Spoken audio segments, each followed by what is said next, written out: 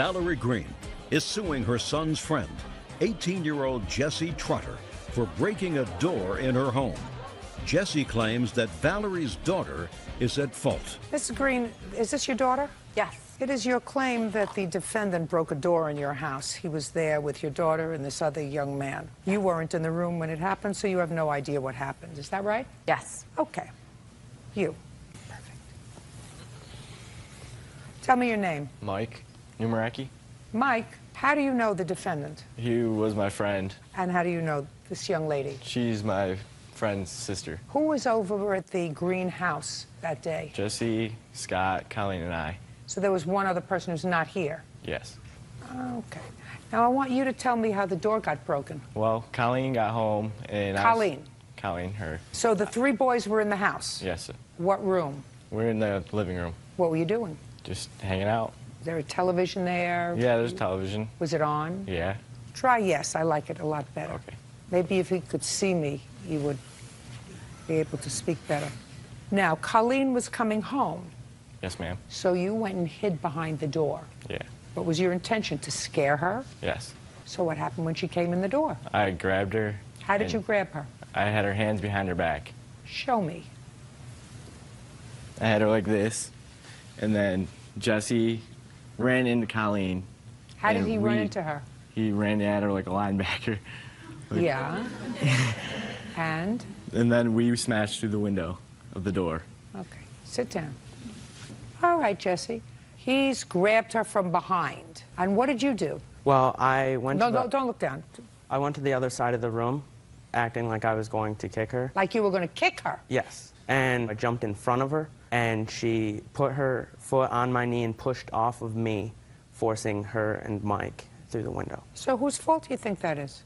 Colleen's. Hers? Yes. What, are you an idiot? No. Would the door have gotten broken if you hadn't gone to the other side of the room and pretended like you were going to kick her? Probably not. And not only were you on the other side of the room, but in order for her to put her foot up and push off you, you had to have gotten closer to her, right? Yes. So you ran closer to her? Yes. What was your intention? You were going to try to scare her too, so that she thought you were going to kick her? Yes, ma'am. How much was the door? $412. You didn't do anything terrible, Mr. Trotter. I mean, everybody was just messing around and being stupid. But your actions caused this door to break. I mean, if he grabbed her from behind, that wasn't going to hurt anybody except her. She may have complained about that. But then what you did was escalate the whole thing by making it appear as if you were going to hurt her. Yeah. And if she put her foot up in front of you and pushed off to get you away from her, that's what she should have done. Yes, ma'am. You owe Mrs. Green $412 to fix her door. You're lucky nobody was hurt. You got to be smarter. You're a big guy, right? Yes, ma'am. Easy. Goodbye.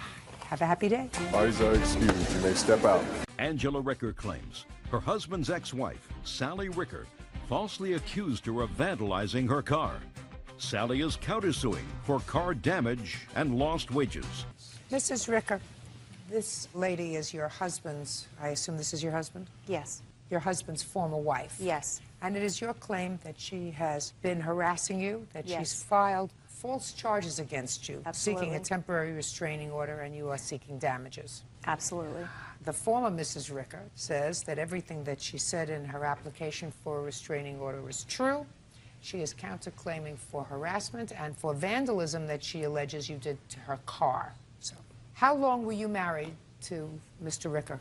12 years. You have children? We have 3 children, How old are they? 14, 12, and 7. When were you divorced? Our paperwork went through in 2005, but I left in 2002. And when did you marry? 2 years ago, March 29th. Do you have children? No, we do not. On what date was this restraining order filed? I believe it was the 20th Of? of March. The alleged incident was on the 17th, which would have been St. Patrick's Day. Okay, I'm going to start with you. Tell me your first name Sally, so that we can differentiate between the Mrs. Rickers. You're Sally. Tell me what happened on March 17th. on March 17th, I was at an establishment near where I work. My car was parked What in the parking lot. establishment were you near where you worked? I was at a nail salon called Tammy's Salon. Okay. And I'm looking out the window. I happen to look out, and I see both Tyler and Angela drive up, And I'm What shocked. time? It was about 2:30. I saw Tyler get out of the car, and then I saw Angela get out of the passenger side door. And together, they hurriedly sort of walked into my place of employment. What is the name of your place of employment? I work at Trader Joe's. I happened to be off this day. So you were off on March 17th. I was How far is your place of employment from where you live? 4 miles across town. Did you have an appointment for your nails? No, What was the name of the person who did your nails? you know, I'm sorry, I don't know. She's an Asian woman, and I don't know her name. Does she usually do your nails? No, I walk in. So you don't go to any particular person? Not at that place, no. Is there any reason why you went to that place on that day, despite the fact that you weren't working that day? I had some time to myself. As I'm sole parenting my 3 children, I don't get a lot of time away. Yeah, but this place is cross town. Why would you go cross town unless you have a particular nail lady who does your nails and Well, had an it's appointment rather inexpensive. than walking into some place that's closer and not cross town? Well, it's inexpensive. I had a few hours to go do my nails and get some groceries Where were you getting your groceries? at Trader Joe's. Did you actually go into Trader Joe's? No, I decided not to go in. Go ahead, Sally. So, Go ahead. I'm listening. So they went into Trader Joe's, and you were having your nails done by a person whose name you don't know, and you just happened to be looking out the window. Let me hear the rest. yes, so they continued to walk in, and they asked for me while they were in the store. And How do you know this that? Because I had a conversation with my son. I called my son after I saw them. Just a second. You called your son where? I called my son from my cell phone. And where was he? He was at his grandmother's house.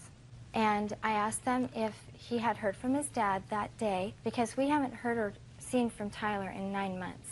And so I called my son to see if he had heard from his dad this day, to find out why he would be in town. And he said, yes, he was there with Angela, and they were looking for you at the store. What's your son's name?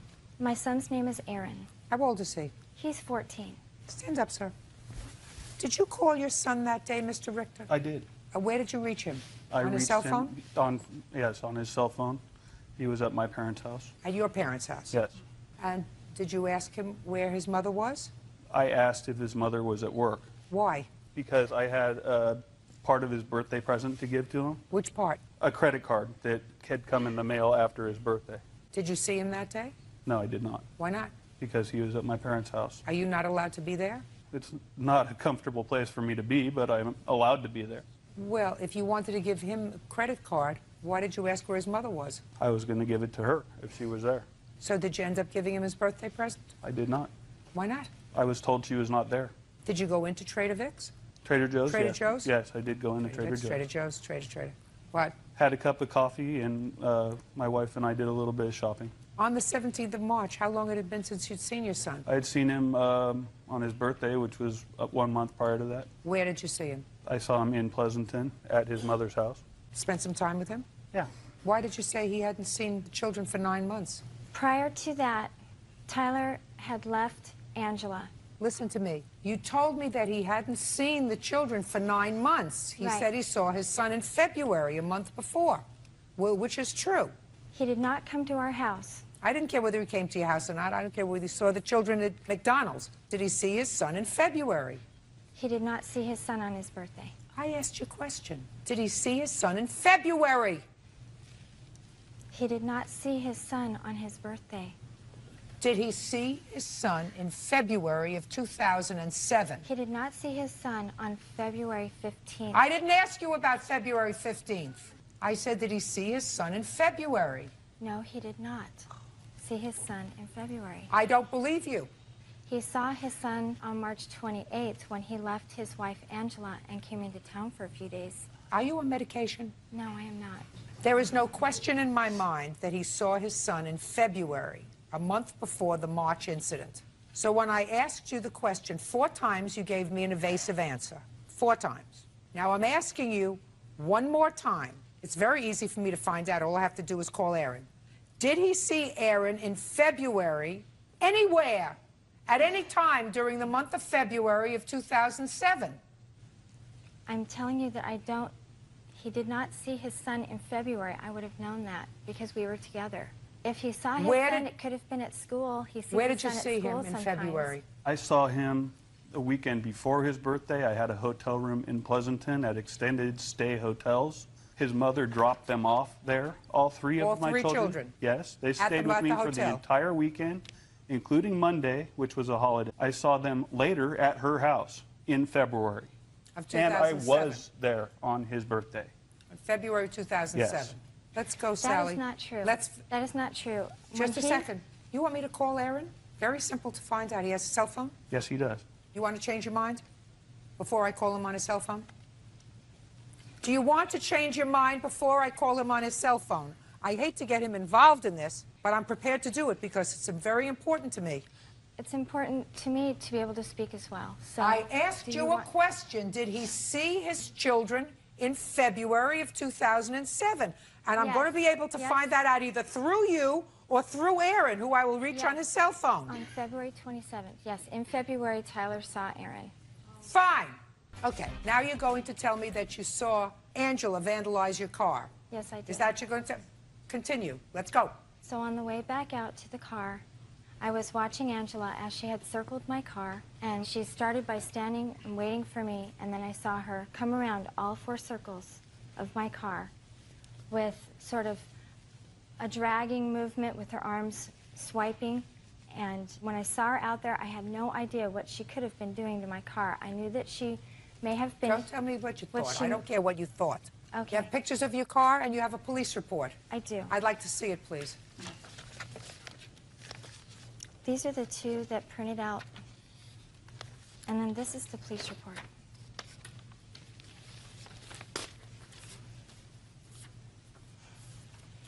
It spans all 4 doors of my car. Unfortunately, there are only 2 pictures that showed up. Did you scratch her car? No, I did not. Tell me what happened when you left Trader Joe's. We got into the car and we went home. We were going to my grandmother's. When I go from San Leandro to Stockton, where my family is, we usually stop at that Trader Joe's. It's right off the highway. It's very convenient for me. After all of this happened, it ruined my trip and I went home. I was devastated. I was very angry. What do you mean after all of this happened? What Well, happened? she told Erin on the phone that I had done this to her car, you know, involved a 14-year-old in this. It just really, it hit. And then when I got accused of this and a police report was put out, brought into court. Can I see the underlying paperwork, please, Yes, that ma'am. went along with her application for a restraining order? Yes, ma'am. Since we've established that, most of that is fallacious. It's false. There was nothing about bipolarity nor schizophrenia. Okay. And in your application for an order of protection, which is, I assume, written in your own hand, you say Angela came to my place of work unannounced, and she later called my son and verbally abused him. Did you speak to Aaron later? I did speak to Aaron. Tell me what happened when you spoke to him. I spoke to him and I asked him why he was saying those things to Saying his what father. things? That I had vandalized the car, that I'd gone into her work looking for her, harassing, stalking, using those words. Aaron and I have never had any problems. I haven't seen the children in almost a year because of this behavior. I've refused to allow them in my home when I'm there. Why? Because of her. She debriefs them every time they go home. It's a drama from Friday to Sunday. Phone calls, it's just never a drop-off pickup. It's always something, and I couldn't handle it. Our marriage has been in jeopardy for almost 2 years because of this. In your application for a restraining order, Yes, you say Angela is explosive yes. and goes on and off her medication for schizophrenia and bipolar illness. That's according to my ex-husband. Did you ever tell her that? Absolutely not. Yes, he did. Yeah. When did he tell you that she was bipolar and schizophrenic? When he left her in February, it was February 27th, he left because they were having a domestic dispute. Okay, so he left And in February. in February, yes. Go ahead. I know I won't live that one down. I'm sorry. You won't. I know. I'm sorry. So, anyway, his brother brought him into town. He didn't have any money. He didn't have a job. Nothing. Brought him into town. He said he wanted to see the kids. And from that point, he had not seen the kids for 9 months, okay? So why would you tell me that he didn't see the children in February when he did? Well, no, because, I'm sorry, I'm really nervous today. I'm very, very sorry. That's nervous is not an answer, madam. was You told me February- a very cogent story about everything that you allegedly saw with regard to this lady, how she stalked your car, how she bent down, how she had sweeping motions. But when I asked you a question a half a dozen times, you refused to give me an honest answer about when your husband last saw his children. He wasn't at my house on February 15th, which was I Aaron's didn't ask you anything about February 15th. I didn't even know when Aaron's birthday was. Okay. I asked you February. You said 9 months. He said February. Wasn't until I was planning to call Aaron and find out whether he had seen his father in February that you finally said he saw him in February. Do you understand that that gives me cause to pause? Yes. Well, it does. Do you take medication? No, ma'am. You ever been diagnosed as schizophrenic? No, ma'am. Bipolar? No, ma'am. Your Honor, it was not February 27th that we separated. It was the beginning of the month. He was in Point Reyes. He decided to stay there with a friend at a bed and breakfast to do some work on the home. He was at her house. He called me from her house. I understand Yeah. that. Angela Ricker says her husband's ex-wife, Sally Ricker, falsely accused her of vandalism. Now, you let him stay with your children? The They answer have- is either yes or no. Yes. Have your children spent time with the plaintiff in her home? Yes, they have. And they've come home in one piece? Basically. Not for a year. Shh. Others to be protected. Absolutely. Angela has no discretion when she is angry. My children should never be anywhere near this person. They have a history of domestic violence. Was there a history of domestic violence with you? I left. That's just a second. That's either a yes or a no. Yes. So there was a history of domestic violence with you. With my husband. So I got it. And you allowed that situation to go on more than once? Yes. You allowed your children to remain in a situation where there was domestic violence? I left that You let it go situation. on for a long time? Do you understand, Mrs. Richter? Do you have a full-time job? I do. How long have you been working for the same place? This job I have currently is 4 months. Do you have a significant other or a husband? No, I do not. Are you working? Take your hands out of your pockets. Not right now, no. Why not? Is not an answer. I had a job up until April 1st working on airplanes. I was let go from that job. Up until April 1st, were you paying child support? I was. How much? $411 a month was taken from my checks. How long had you been paying the $411? Only for a month at that point, and then there was a large gap between that point and the last time I held a job. Well, Mr. Richter, that's unacceptable, sir. I understand that. Very unacceptable. No, not I'm injured, unacceptable. Your Honor. I'm injured. Very unacceptable, sir. I do understand that. I was injured at my last job, Yeah? and the injury prevented me from working. What was the last job? The last job was working for Vortex Stores, Yeah? and What year? from June to August of 2006. Well, that's a couple of months, sir. I understand that. I was injured.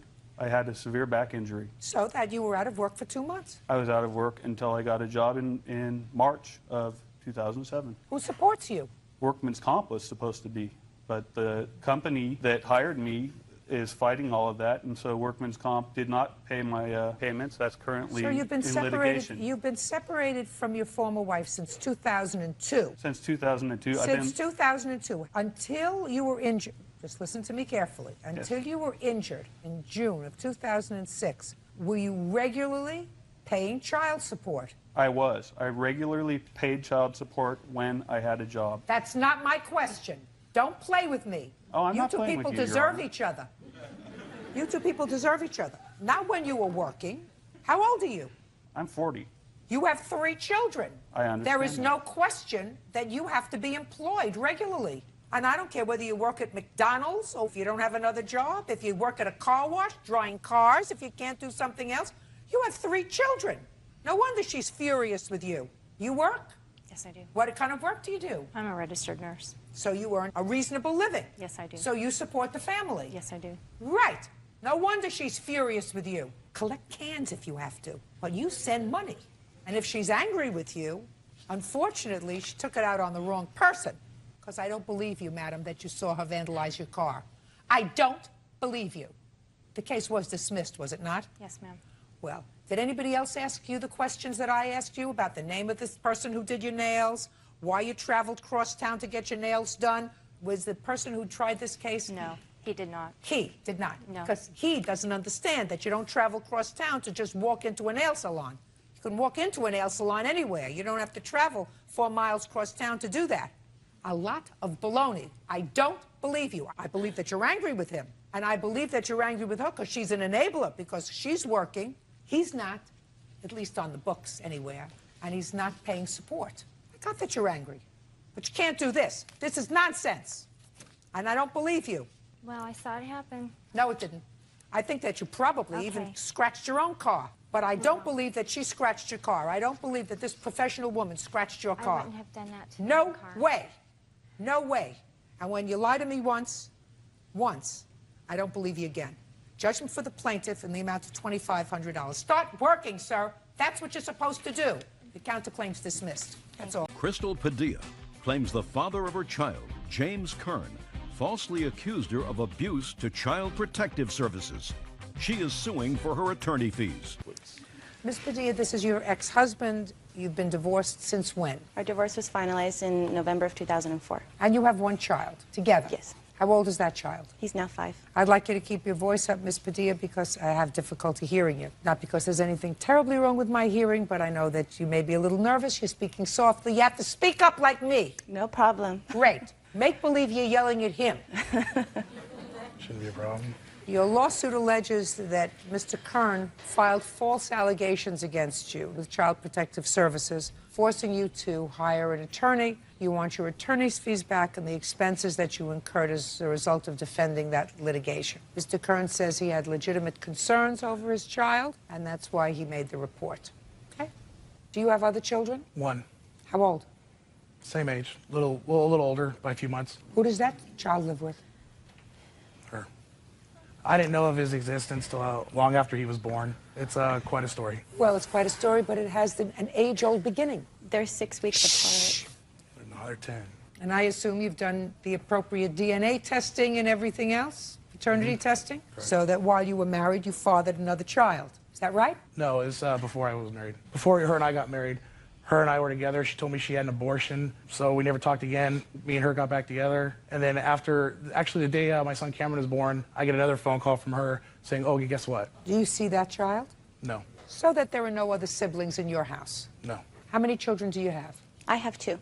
How old are they? They're 7 and 5. The 7-year-old is not Mr. Kern's child. No. When did you and Mr. Kern separate? In November of 2002. So the baby was an infant. Is there any issue as far as custody at that time? At that time, Mr. Kern left, and Cameron did stay with me. And when we did our divorce papers, we decided to do 50-50 custody. And up until this recent event, we did share 50-50 custody. When you say 50-50 custody, how did that break down in the week? We would alternate weeks. 1 week I would have 3 days, he would have 4. The next week I would have 4 days, he would have 3. So that really required that you live in close proximity to each other. At the time, I was in Riverside, California, and he was up in Apple Valley, so about an hour away. So, Mr. Kern, you had your son half the time. Correct. But you, I assume, always knew that there would come a time when he went to school and you couldn't have that kind of an arrangement because you can't live an hour away from each other and still do that. Correct. I offered to put him in private school, and she didn't want that. She lives in Colton. Just a second.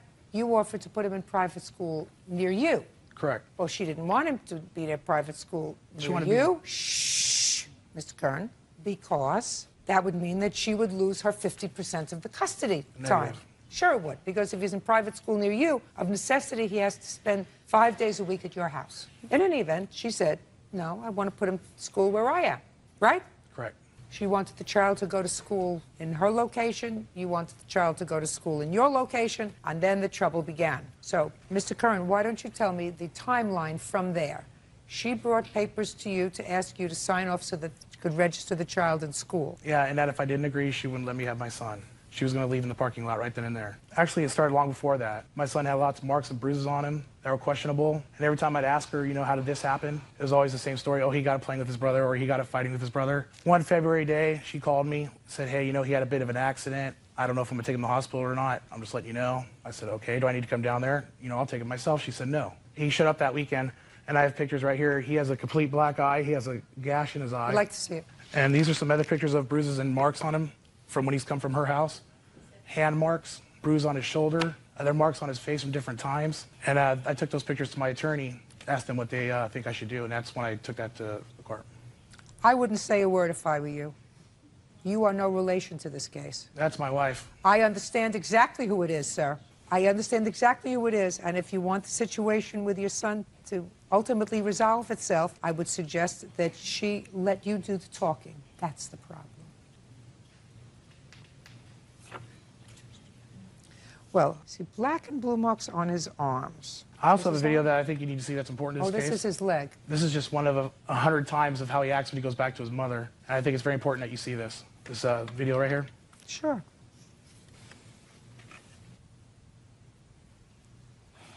And after my attorney told me, you know, after I took that to court for ex parte. Don't tell me what your attorney told you, sir. What your attorney told you was hearsay. All right, here we go, guys. Cameron, come on, baby. Hey, the sooner you go with your mommy, the sooner I get to come get you and we can do Christmas. Come on, honey. Cameron. Come on, it's time to go with your mommy, honey. Don't do that. Come on. Mommy misses you and she wants to see you. Okay, baby? Come on. I've seen enough. Turn it off, please. That's not even the good part. The part where he throws himself on the ground, and I asked, you know, let me talk to him to calm him down. She won't let me. He's banging on the window in her car, you know, screaming for me, and takes off. I don't understand why you're photographing this. Well, actually, that was upon her request in the court. She wanted to videotape pickups or drop-offs, so if somebody said something they shouldn't, they could take it to court. That was at her request? Mm-hmm. Is that right? No, it wasn't. Yeah, I have it on the minutes. I'd like to see it. It's a major concern to me to videotape a child like that, who's clearly as young as he is, playing for the camera. Well, this just says the parties stipulate that the visitation exchanges may be videotaped and audiotaped. Yeah, she did that because she accused me of bad-mouthing her when I pick up or drop off my son. So the judge said that we can videotape or audiotape the pickup or drop-offs. And they... Just a second. And she didn't ask for it. She accused you, and we Mr. went to Kern. court. Her Mr. attorney Kern, said, listen to me.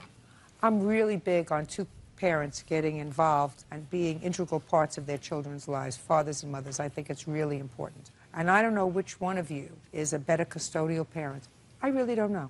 Sounds to me as if you adore him. It's my life. And it sounds to me, based upon the answer that you submitted to me, that you legitimately feel that you are a more fit custodial parent. Maybe. But I'm telling you what I'm seeing. The injuries that you've shown me here are nothing compared to what my kids had when they were growing up. But if your kid came broken on arms, his face or something, broken would you not be arms, concerned?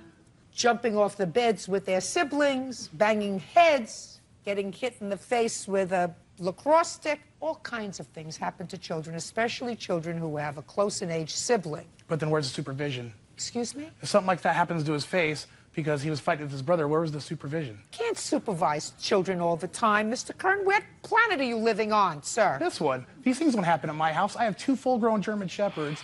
He has his own bike. He has everything in the world a kid could ever want. And these things don't happen in my home. Mr. Kern, what you don't have in your house is another child.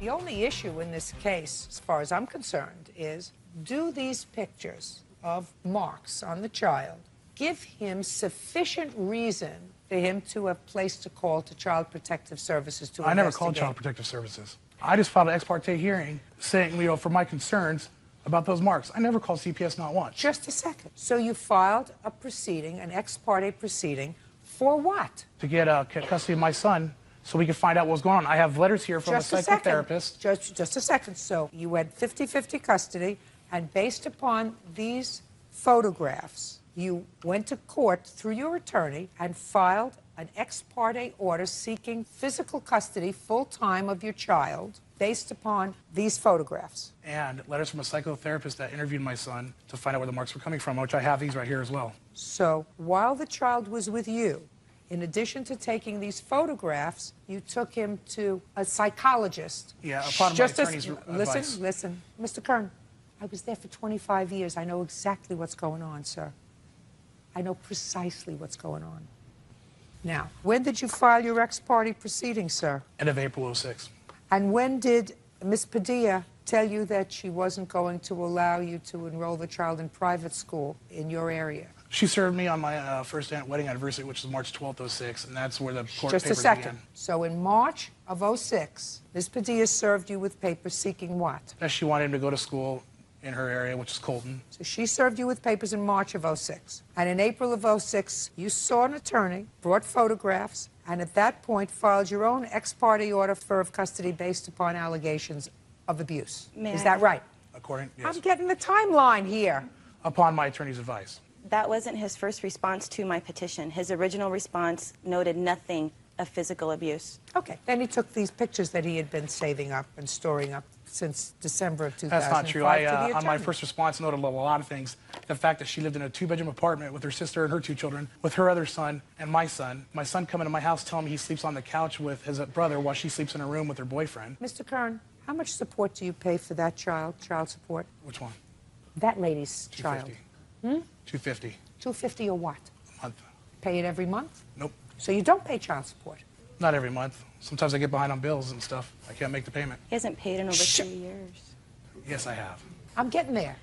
And how much child support do you pay now for this child?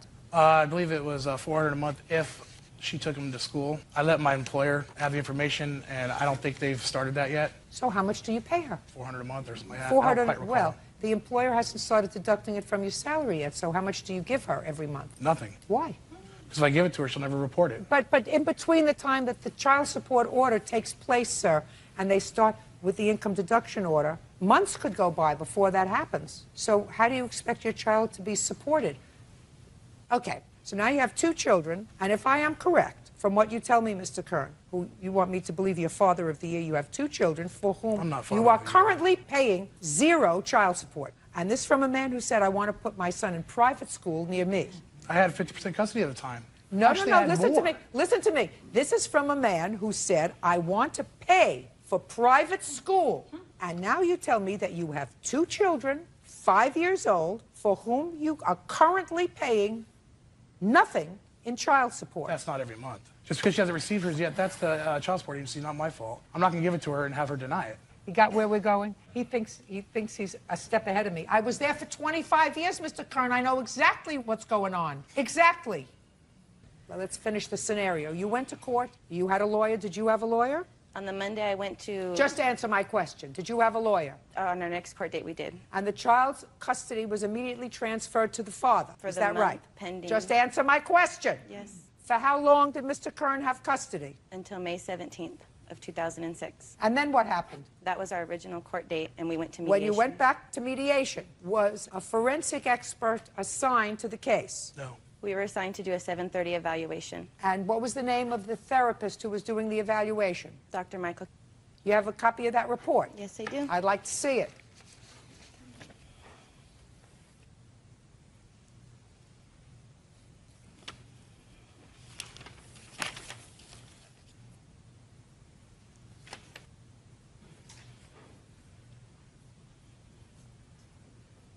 So as a result, I assume, at least in part of the forensic evaluation, the court determined that the custody arrangement that you originally agreed to was not workable. Correct. Is that right? And ultimately, primary physical custody was ordered to you. Yes, it was. And the court granted you visitation 3 weekends a month. Is that right? Big drop from having them half the time, huh? Absolutely right, sir. Absolutely right. You're supposed to try to work things out. You're supposed to be smart enough to know that whatever custody arrangement you make when a child is 2 is not going to be able to hold true when the child is 6 or 8 or 10 or 12. And you're supposed to be able to work with each other. And just because you got angry that she wasn't going to allow you to have your way... How's that right? These pictures were started being taken in December, beginning of December, when she filed in March. So, you know, magically appeared some pictures in December. These are concerns I've had for a while. Either that, sir, or you don't understand what it's like to be a 5-year-old with a 7-year-old sibling, with a black and blue mark on the knee, with a scratch above the eye, with a black and blue mark on the hand, with scrapes across the face. Happens. It happens. And nothing that I read in this report suggested, absolutely nothing, that your child complained that any of those marks were as a result of his mother's actions. I have some other letters here that you should read then. Absolutely.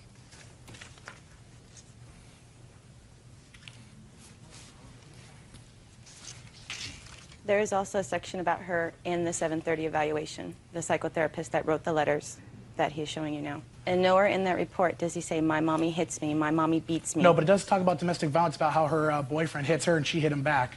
Listen, and that's from what he's seen. The problem, Mr. Kern, is that you really are going to have to back off in interfering with what goes on in her house. If your child sees domestic violence, should I not be concerned? What I'm telling you is you have to back off as to what goes on in her house. You're not supposed to ask your son anything about what goes on in her house. The therapist asked him that. I didn't say the therapist. I said you're not supposed to ask him anything about what goes on in his house. And she's not supposed to ask him anything about what goes on in your house. You're both supposed to assume that each of you love him and want to take care of him and want to protect him and do the right thing. That's what you're supposed to assume. And you, Mr. Kern, are supposed to pay child support for that child, for this child, who you now don't have in your custody. I mean, I read the report, and the report indicated that when this forensic evaluation was done, your son says you don't work, and you're home all the time. No, I'm a contractor, so I choose my own hours. That's what he says. He says, my father doesn't work. Well, I make sure I'm home when he's there. I'm telling you what your son says, sir. And I know what he says, and I'll make Your you son explain says, it to you. my father doesn't work. Well, that's not a good thing for a child to even think that his father doesn't work. That's what he said. Told the Well, that's therapist, because he's my 5 father years old. He thinks a magic wand pays the bills. Just because I go out of my way to make sure I'm home when he's there so we can spend time together. I work when he's not with me. If you have him with you 4 days a week, sir, you should be working It's part not of that 4 days time. a week. That's what you told me. I'm not home You told 4 me days that a week. you It had could be 3 days a week, 50-50 1 custody. week. It could be 3 1 week. It could be 2 if my Mr. wife's Kern, off. you've got an she answer watches for him. everything, sir. What you're asking me for is counsel fees. That's what you're asking me for. Right. Counsel fees. And I'm not granting those because he went to an attorney. I just want you to think about this. He went to an attorney and sought the advice of counsel who represented him when you filed an application to terminate the 50-50 custody arrangement. So you filed the petition first. He had to hire a lawyer. And he just said, I'd rather be on the offensive rather than on the defensive because that's his temperament. Well, he didn't consult an attorney first. He stated that my father told him to take me to court. No, I didn't. He went, listen, did he have an attorney representing him? At the ex parte hearing, he did, yes. Did he have the attorney representing him in the case that you filed? No. I'm talking about the original date in May, because that you said was the original court date you had on your application. Did you have an attorney or not? Yes. I believe he had an attorney. His attorney started the process, so the attorney of necessity had to be with him.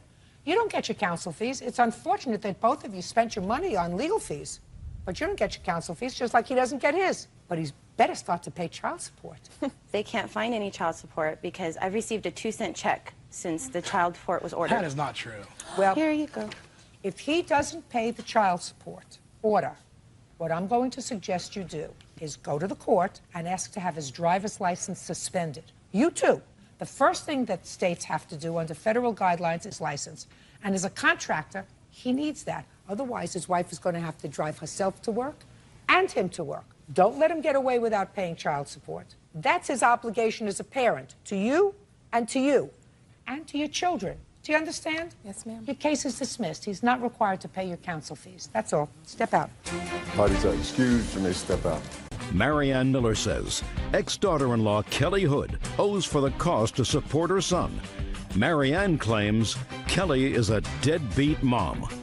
Miss Miller, this is your former daughter-in-law who is Yes. married to your son. They have 3 children together. Yes. How long have you been divorced? Since 1992. And you are remarried? Yes. There came a time when your former daughter-in-law and her husband were having some difficulty, and the 3 children came to live with you. One of the children remained with you. Is this the young man? Jeremy, my grandson. He's now 18? Correct. But he's been with you since he's 16. And it is your complaint that during that time, Miss Hood was receiving support from your son for his son. Yes. And was not sending that support to you. Correct. So you're suing for that support, and also what you believe is her obligation to send some support herself for Yes. her child. Ms. Hood says that the meager amount of money that your son was sending to support his 3 children hardly supported one child, and that there was never an agreement with you that she would send support. She quite frankly thinks that it's absurd that you should come to court now and ask for what is $18 a week that your son was sending for his son's support. Right.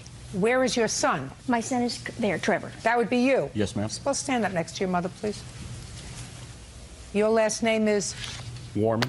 How many children do you have, sir? 3 by my ex-wife. No, all together. 4. What kind of work do you do, sir? I'm a security guard. How old are your children? 18, 17, 16, and 8. Are you remarried? No, ma'am. Does the 8-year-old child live with you? No. Do you support the 8-year-old child? Yes. How much? Right now, we're going to court, and I'm in the process of getting medical insurance for her. So the answer would be nothing. Right now. And how much do you send for your 16-year-old? $69 per month. Or $16 per week. That's what it comes down to. Or slightly more than $2 a day for your 16-year-old, right? Okay. Mr. Warman, I've just done the math on my trusty calculator because I'm not much of a mathematician. He not only gives them money, but he also helps them. He buys them things. I mean, that's just not cut and dry. He bought sheets for their beds, but she didn't supply for their children's bed. He bought sheets for the beds because they didn't have any. Oh, I'm going to make him Father of the Year. No, but I'm saying he does do other things. He doesn't just give the support. He does other things. He sees his children. Miss Miller. I disagree. How many children did you raise? 4. And who supported your children when they were growing up? My husband's and what myself. kind of work did he do? Okay, I had 2 husbands. Okay, the first one worked at the post office, and my current husband works at a warehouse. Is your former husband the father of the children? The former husband, yes. The former husband, the one who was a postal worker? Yes. And then I had another husband in between, and that was the other 2 kids. 2 children, 2 children. Well, it's like her. She... No, don't point to her. Okay, she's been married 3 times, don't too. Point to, I'm not interested in her. I'm on your team now. Okay. And let's talk about how many people live in your house? 4. Who are they? My oldest son and Jeremy and my husband and myself. You have your own home? Yes. You have a mortgage? Yes. What are the mortgage payments? $1,100. So you would say $1,100 a month. Okay, so that would be approximately for the 4 people, $275 a month towards the mortgage, right? Yes. How much would you say you spend for food for the month? I spend a good $600 to $800 a month. So another $200 a month for each of the adults. Yes. So now we're up to $475 just for food and the roof. Right. We're not talking about clothes or anything else. How can you justify, madam, $18 a week that your son is sending support for his children as coming anywhere near the kind of support that I'm speaking that a child needs, and I'm not talking about buying pillowcases. Right. We're talking about support, real support. Now, if your son has a marginal job and can't afford anymore, fine. That's all he can afford. He wasn't too swift after not being able to support these 3 children. He went out and made another one, right? Right. You would say that that's true. Yes. How many children do you have? I have 3 grown children. No more. No more. At least she knew when she had enough. Do you understand, Miss Miller? Yes. Okay. Now, here we have $475 to just put a roof over their heads and to feed them. I don't make that money. My husband makes money, and he's not his blood grandfather. I understand that. I'm talking about your son. Right. And that's what the court ordered him to pay was the $18. And I want you to understand that that is ridiculous. That could be. But ridiculous. Yes, it is. It's not enough. $43 a month. But the thing It's is... ridiculous. Right. But she doesn't have any children in her house now. She should, just a second, she should have been paying support for her child who was living with you. I'm not disagreeing with you. All I'm saying is... It's very little. All I'm saying is he's not blameless. No. And you should have, before you look towards a stranger, because she's a stranger to you, before you look to a stranger, you should have said to your son, who works a security job, get 2 jobs. Right. And every time I needed something for Jeremy or Jeremy needs something, he asks his father, and his father gives him money for this and that. He has. I'm not talking about giving his money I for know. this and that. I'm talking about helping you pay the $475 a month that you say it takes to support a child. Yes, more than that. Believe me, it's more than that. It's just the roof and the food. But your first vision should not be to her. Your first vision should be to him.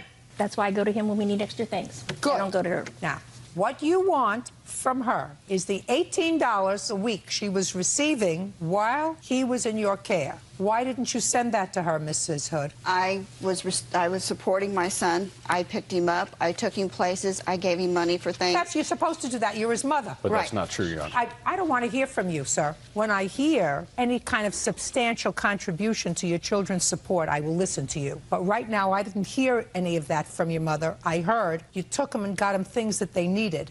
Not saying to your mother, here is the $475 a month that it takes to put a roof over his head and feed him. I'm going to give that to you, and then we'll worry about everything else. So you have to be quiet. Would you like me to sit down? No, you can stand next to your mother.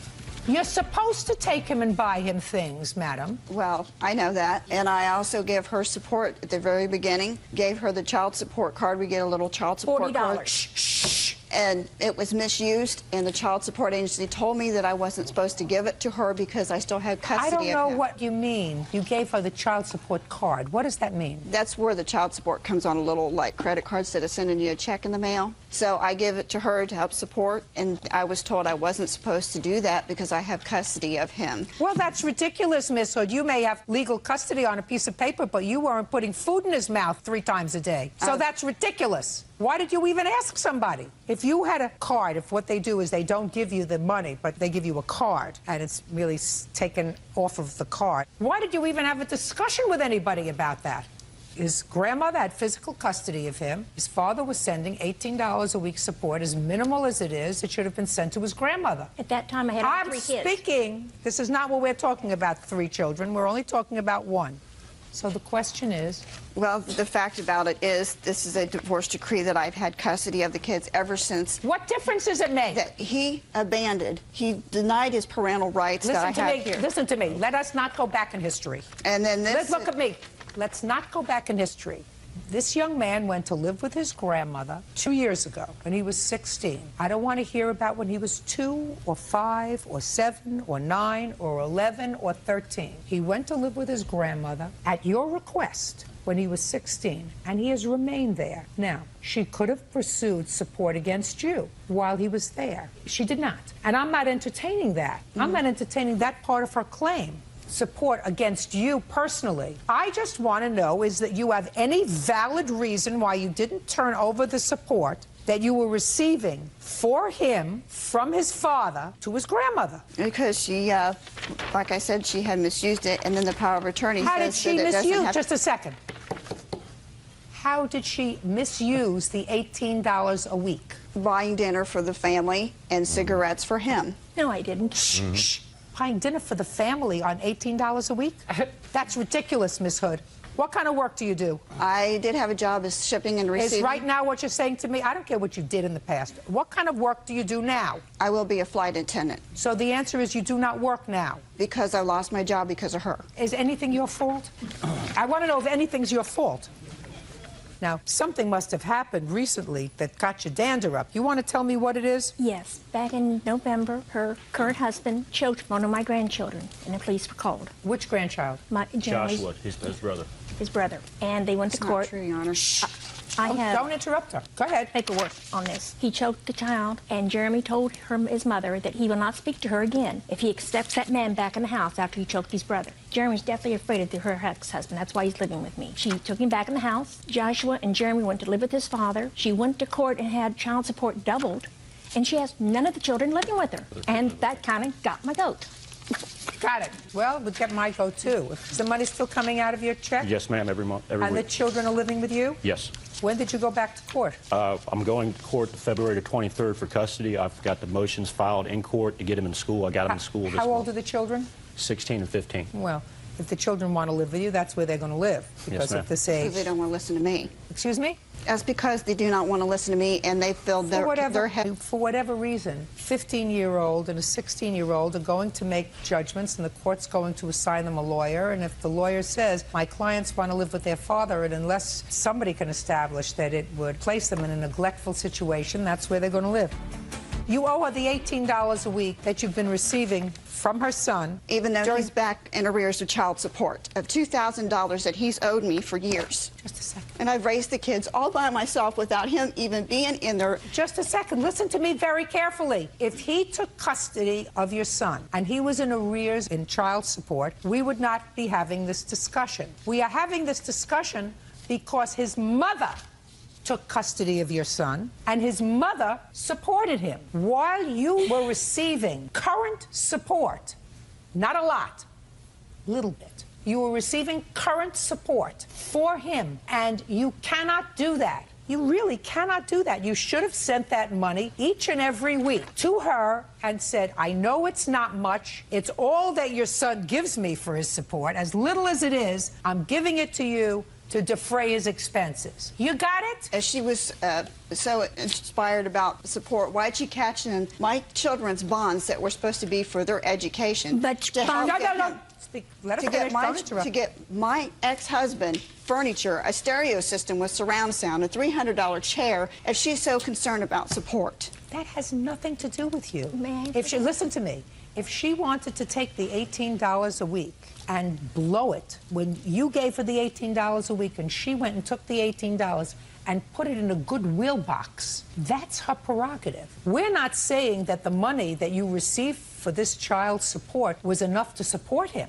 It was not. It wasn't enough to keep him in orange juice, but it belonged to her, not to you, because you were not fulfilling your custodial responsibility by maintaining a home for him, which is the moral reason why you receive support. You were not maintaining a home for him. His grandmother was. So his grandmother was spending substantially more than $18 a week to support him. You had the obligation of forwarding that money to her. There's no discussion about it. You got the money, you keep it for a month, and you say, here's $18 times 4.3. I'm sending it to you by the month rather than by the week because it's just too much trouble, because I know you've been taking good care of him. And I assume if she wasn't taking good care of him, you would not have permitted him to stay there as his mother. Okay. Now, Miss Miller. Yes. What she owes you for the child support is $1,028, because that's the support that you should have forwarded to her for the 2 years that this child was in her custody. That's all. Thank you. Judgment for the plaintiff. Thank you. Tony Paternetti claims Jason Schnell vandalized his place of business when he recklessly drove a vehicle onto the property.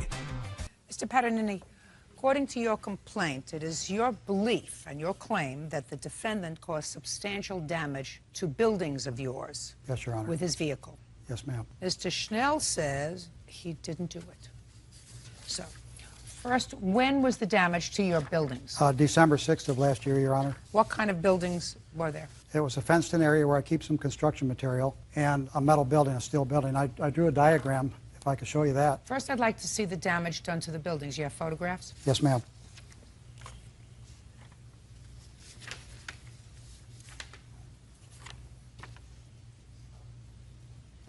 There wasn't a tornado in your area, was there? Not at that time, Your Honor. No. And when you left, you said it was December of '06. What date in December? December 6th. On the 5th, were you at the building? Yes, ma'am. Building's okay? It was fine when I left around 6 p.m. Fence was okay? Yes, everything was okay. No tornadoes that night. So now I see the damage.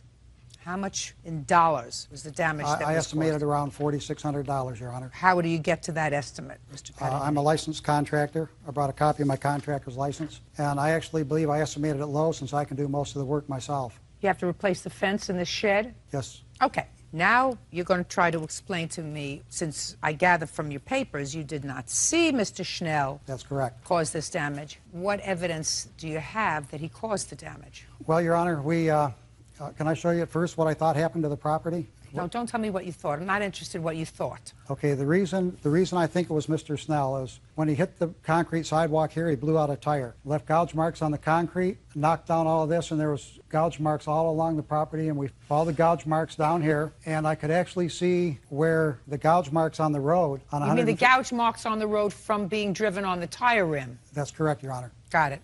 He turned up, I could see where they crossed the street and turned up 90th Avenue. At the time I was looking, a friend of mine and his son came down. It's hearsay. Okay. Well, I think that's a key evidence, Your Honor, that someone told us. Well, I don't care if it's key evidence or not, sir. That's hearsay. What somebody else told you, an out-of-court statement, is not admissible in court for the truth of that statement. So right now, you're following the gouge marks. Yes, Your Honor. Go ahead. Okay, at that point, the police went up this street. I didn't go. You did not go with them? No, I didn't. They went past this house, down here where they found Mr. Schnell's vehicle. Just a second. Only if you have a police report that indicates that. I do have a police report, I'd like Your to Honor. take a look at that.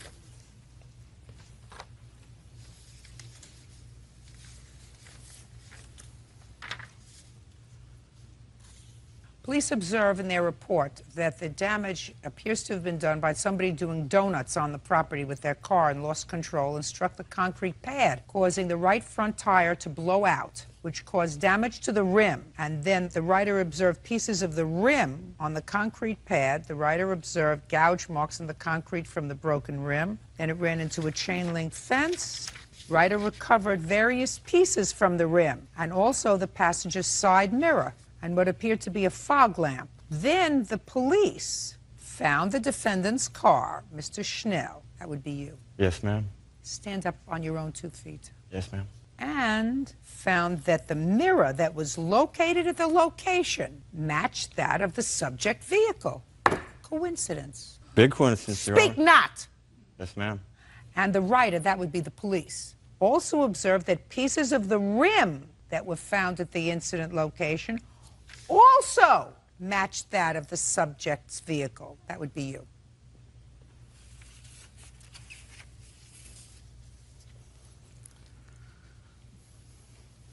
My turn? Look at me. Look at me. Yes, ma'am. I was just I don't gonna want you grab... to look down at anything. Oh, no. I was just grabbing the pictures.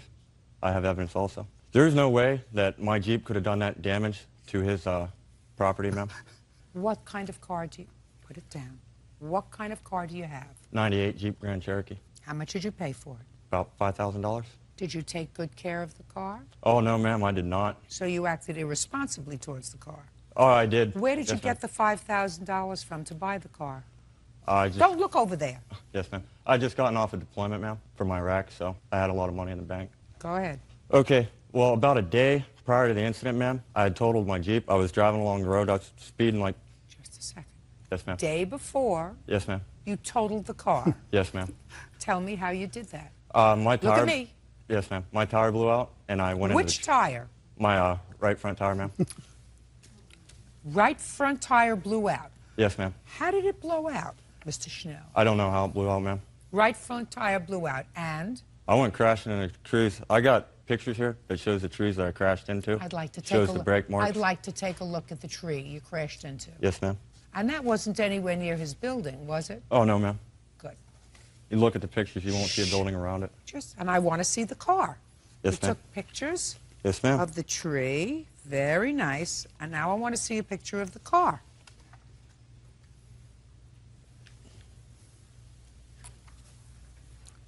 Totaled undrivable? Oh, yes, ma'am. It was completely undrivable. Completely. Yes, ma'am. Well, it would start, ma'am, but...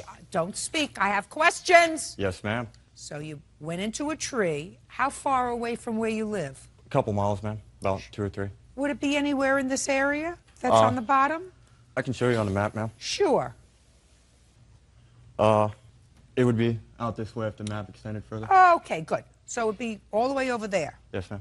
And how did the car get back to your house? I rode it home on the rim, ma'am. I thought you told me that it was not drivable, sir. It was... Listen to me. You just told me a moment ago, Mr. Schnell, Yes, ma'am. that the car was not drivable. Not safely drivable anyway, ma'am. Mr. Schnell, this is not going to go well for you, sir. For you to drive it home. Well, on the Limpet rim. Home's more like it, ma'am. No. You either call the police. The way I that's what figured you it is do. if I called the police and I filled out an accident report and everything and go back to my insurance company, and most of those damages on there, I can just get the parts from a junkyard or something and fix it Now, cheaper one than of the deductible things would that be. was damaged on your car, sir, is a side view mirror that's missing. Yes, ma'am. I'm not Just a sec. I'm speaking. A side view. So far, does it look as if I need your help? I have some other pictures I want to show, Your Honor. I'm not finished with him yet. So far we have a right front tire Yes, ma'am. that matches the right front tire at his place of business, and a side view mirror also found at his place of business, also missing from your car. Yes, ma'am. Coincidence. I'm I'm not- speaking coincidence. Either it's a coincidence or it's on purpose. It's coincidence, ma'am. Coincidence. Yes, ma'am. We also have a fog lamp Yes, ma'am. also missing from your car. I'm not No. disputing that my car was crashed, ma'am. Just answer my question. Yes, ma'am. Also missing. That the police found on his property. Yes, ma'am. Also, if you'll look at that picture, though, ma'am, did they find my bumper on his property? Just a second. Did Let they me, find let me, anything let else me that was explain missing from the something car, to you, ma'am? sir. I don't answer your questions. Yes, ma'am. That is not my job. Yes, ma'am. At what rank did you leave the military? Lance Corporal, ma'am. What was a step above Lance Corporal? Corporal. Corporal. And above that, Sergeant. did you speak back to your sergeant? I did Not when if I you was right, wanted to ma'am. live, right? I did when I was right, ma'am. Well, maybe that's why you chose not to make the Army a career.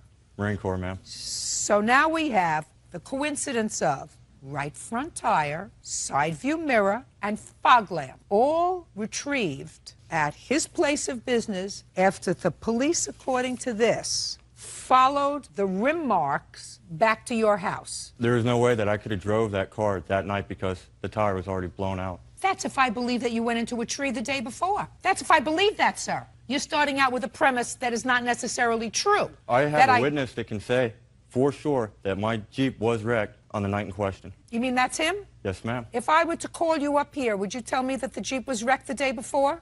Yes, Your Honor. Yeah, right. Now, when you got home, just for my own curiosity, when you got home on the 5th after you wrecked this vehicle and you live with your, look at me, with him? I'm asking you a question. Oh, me, ma'am? I thought you were talking to him again. No, Sorry my about that. eyes look at the person I'm talking to. Yes, ma'am. No, I live at home, ma'am, with my family. With your family? Yes, ma'am. Mother and father? Yes, ma'am. Did you provide the police with your mother and father's names so that they could confirm this story that you told about your car being damaged the day before? The answer is either yes or... Okay. Now I'll see your pictures. Thank you. These are actual police photographs, Your Honor, when the police went to his house. And these photos are still in evidence that show the fog lamp in question and the mirror and some parts for the rim. I'd like to see that the police matched to the vehicle, and I've also found more pieces on my property since I've been doing the cleanup. Okay, just a second.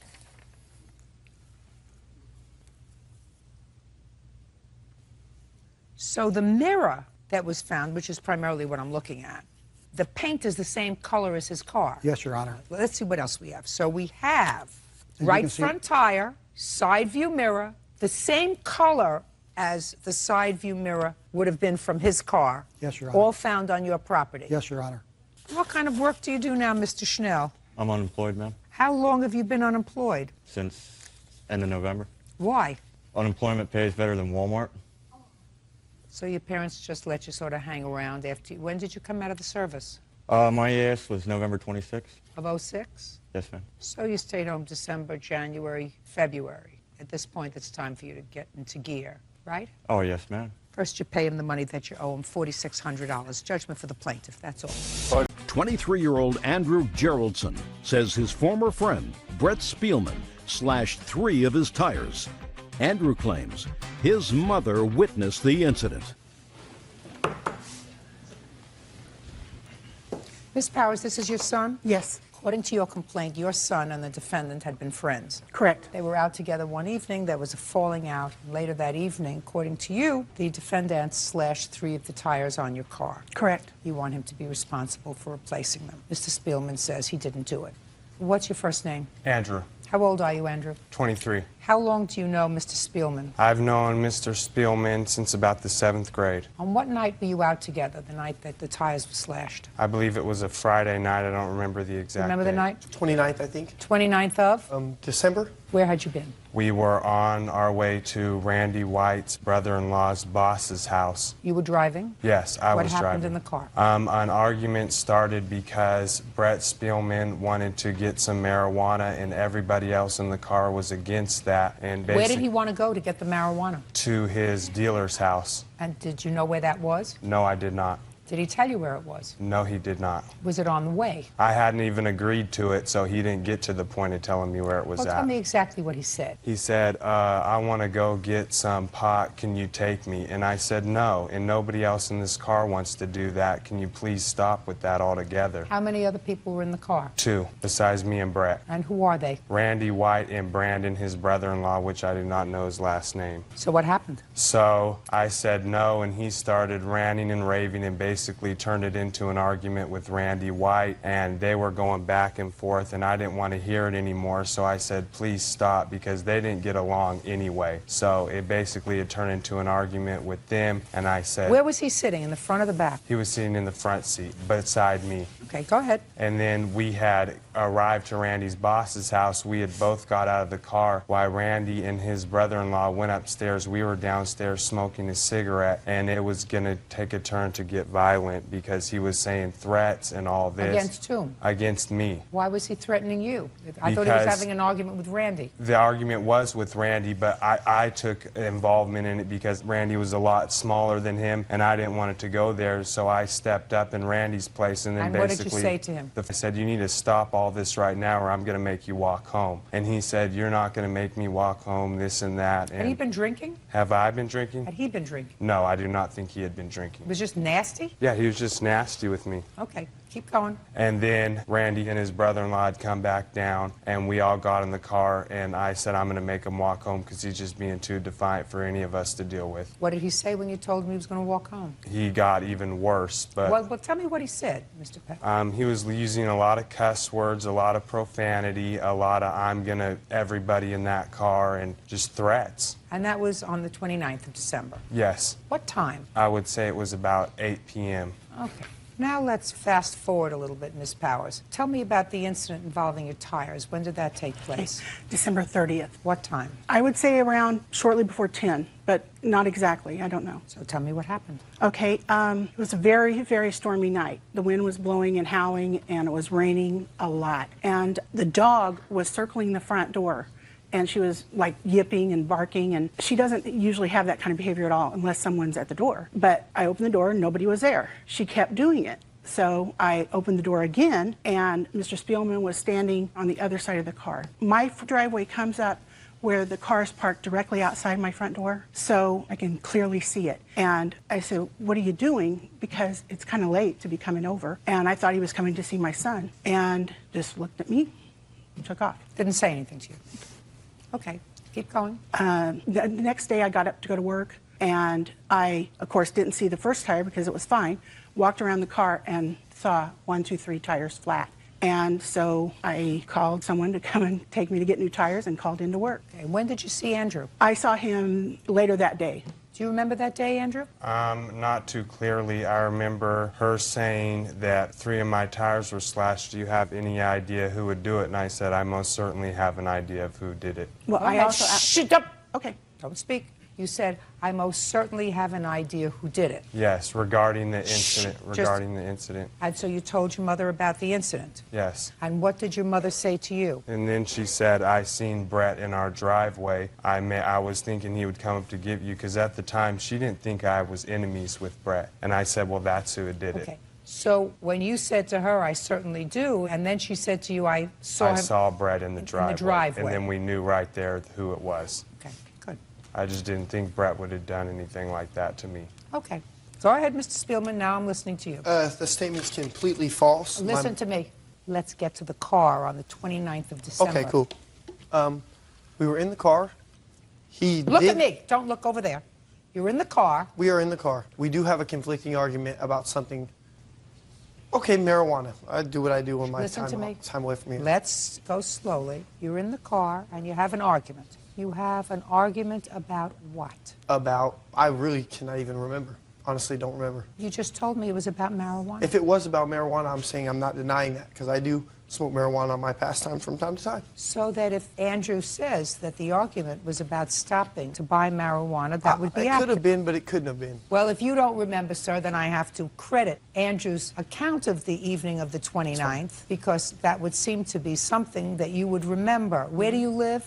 Sacramento. And how far did you have to walk home? I didn't walk home. See, that's where the story changes. He ended up giving me a ride home. Did you ultimately give him a ride home? No, I did not give him a ride home, Your Honor. Okay. Did he threaten to leave you stranded? Yes, he did, but it was raining pretty bad outside, so I kind of negotiated my way to get a ride home. What do you mean you kind of negotiated? Well, I said it's kind of raining out and I don't have a coat, and it would keep kind of messed up. I had to walk home. Family for a very long time. How old are you now? 21 years old. Currently on probation? Juvenile, almost off. I'm going National Guard. So the answer is yes, you're currently on probation. Mm-hmm.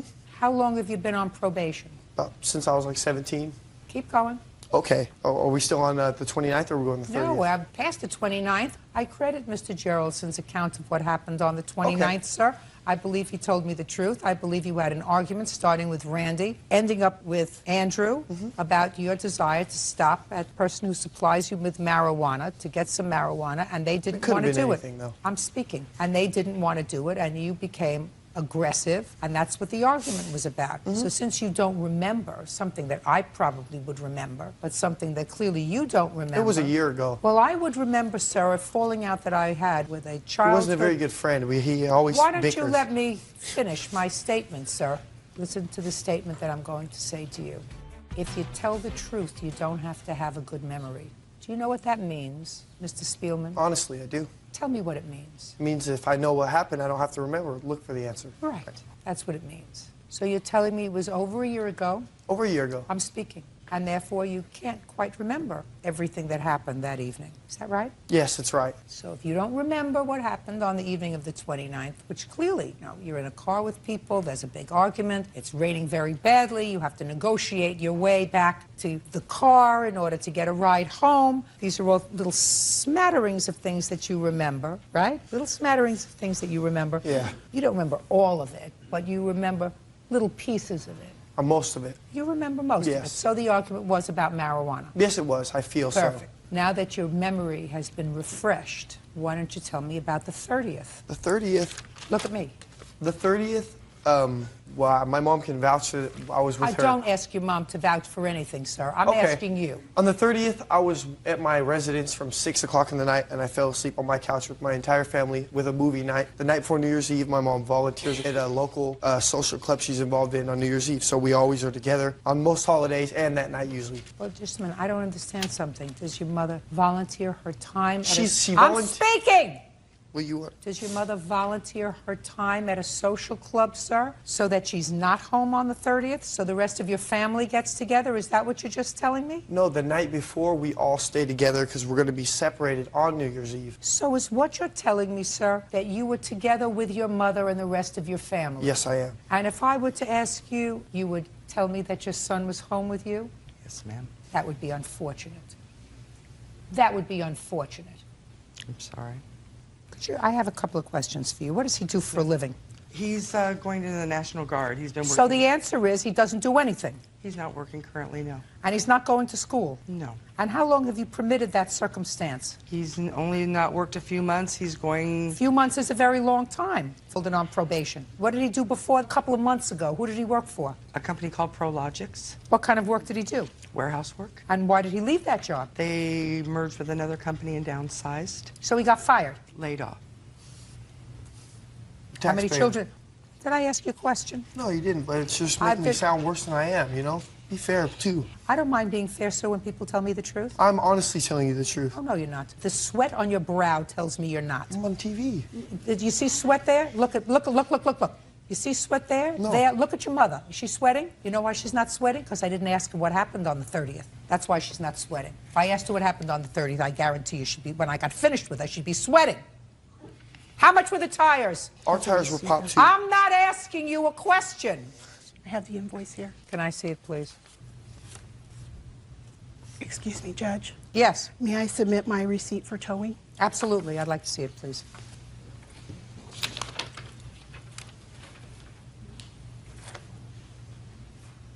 So between the towing and the tires, you have $394. Is that right?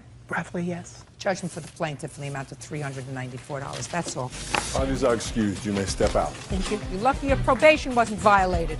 Jessica Lager says former friends Brent and Nick Boots vandalized her car by jumping on the hood and... Thank you, Bert. Miss Lager, these two young men used to be friends of yours, and it is your claim that some time ago they vandalized your car while they were probably drunk, acting like fools. What's your last name? Boots. And yours? Boots. Are you brothers? Yes, we are. The Boots brothers? Yep. Yeah. You ought to make a movie out of it. Boots brothers. They say it wasn't them. When did this happen, Miss Lager? On my 21st birthday, June 3rd, 2006. And where was your car at the time? It was at my boyfriend's mother's house, Denelda Foley's. That would be you? Yes. Could you stand up? Because you weren't there. Correct, I was not there. When had you parked your car in front of your boyfriend's mother's house? Well, I was letting her borrow it for quite some time because her vehicle was getting fixed at the time. What kind of car did you have? It's a 2001 Nabira Daewoo. Could you keep your voice up? I'm old. It was a 2001 Nabira Daewoo. What is that? It's a four-door silver Nabira? vehicle. Nabira. Where is that made? I believe Korea, but I'm not sure.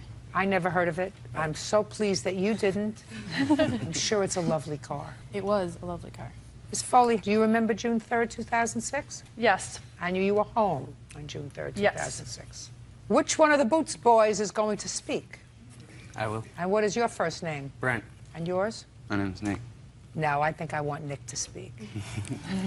Now, Nick, how far do you live from Miss Foley?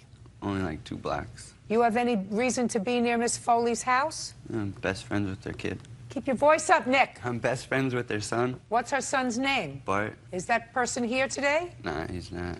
Your younger brother? Yeah, it was my younger brother. How long have you been friends? Since I was like 2. Tell me about June 2006. Well, No. Don't look there. Don't look there.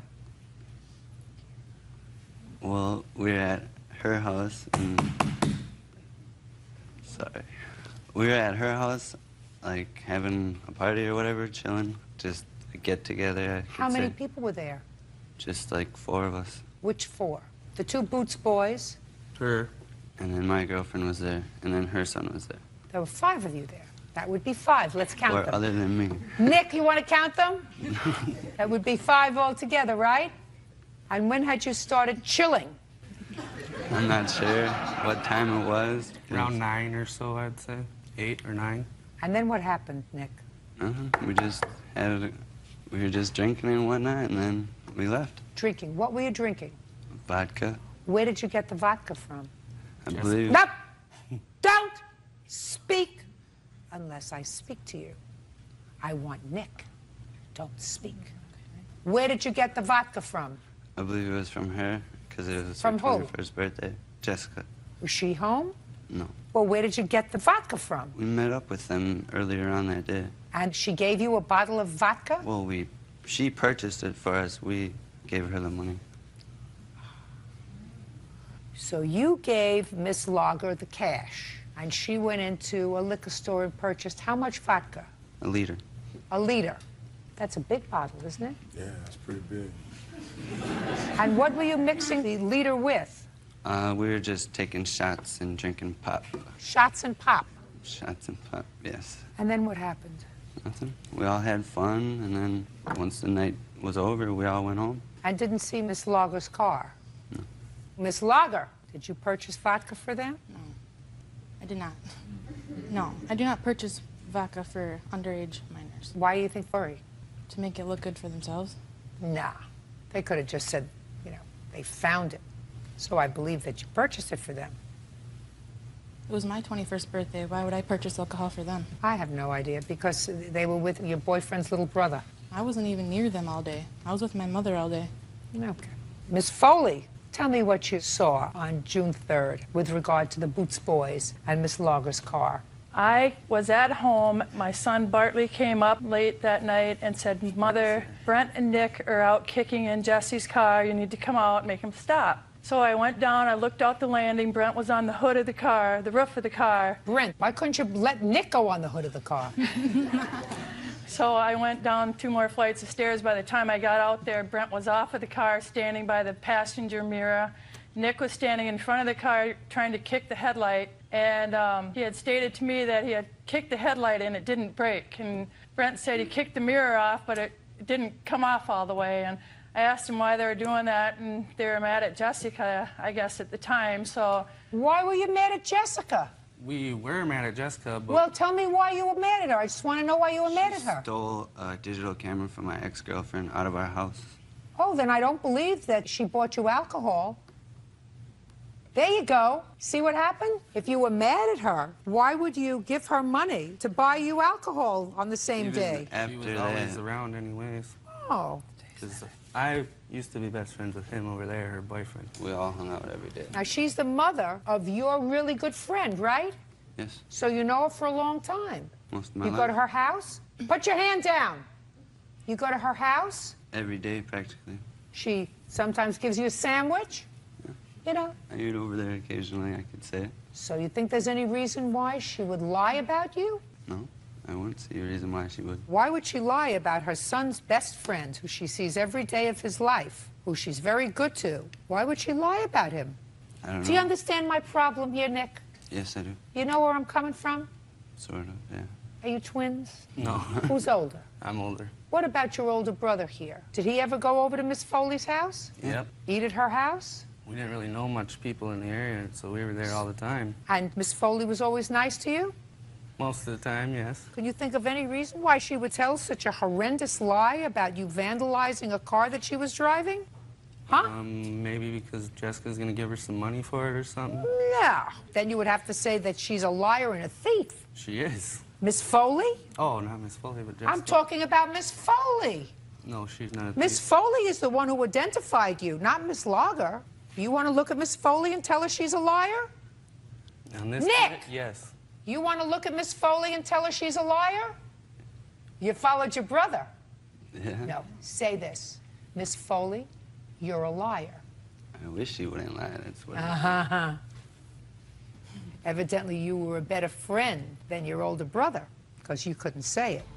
Now, when you do something wrong, you're supposed to fess up. Now, it's possible that you two morons don't remember, because you were drinking a liter of vodka, what you did on the night of June 3rd. That's possible. How old are you? I'm 19. And you? 21.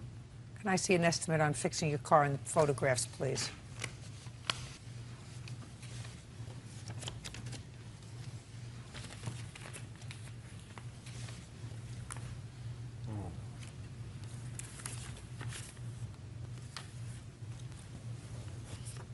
Are you still friendly with her younger son? Not really.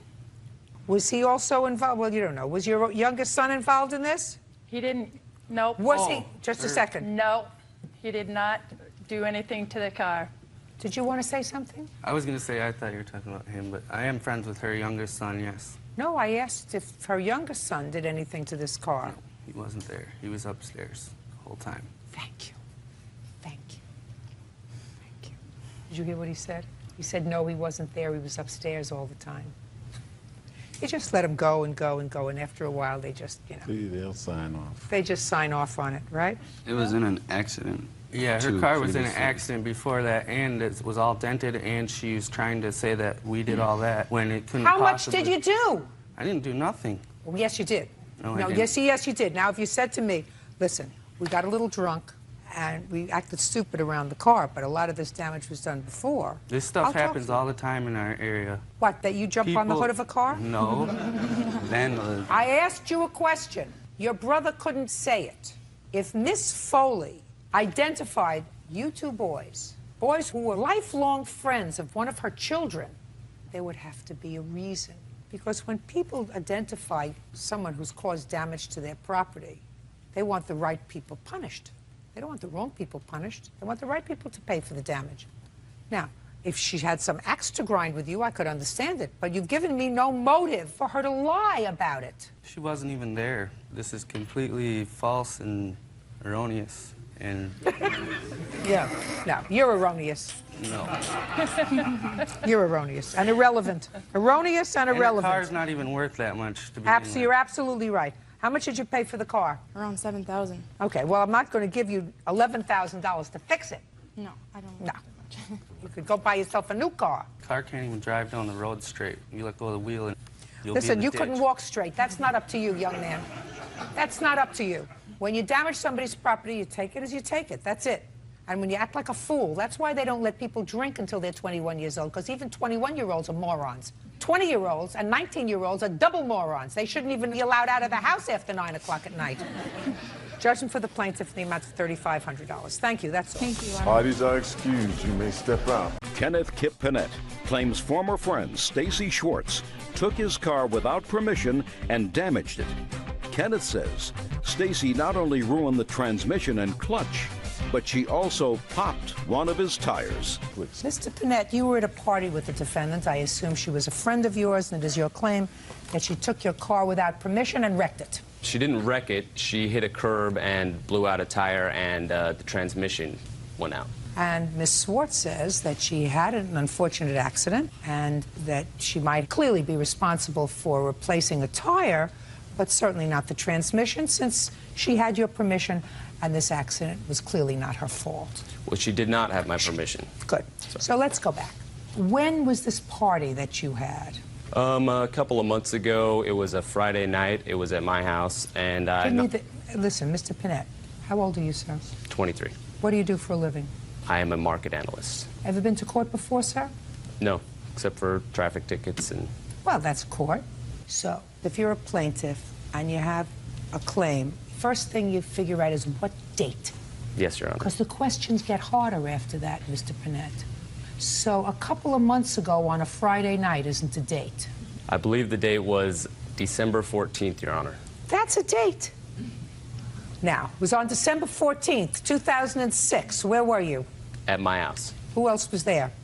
I don't know the exact names, but a bunch of my friends. And what were you all doing?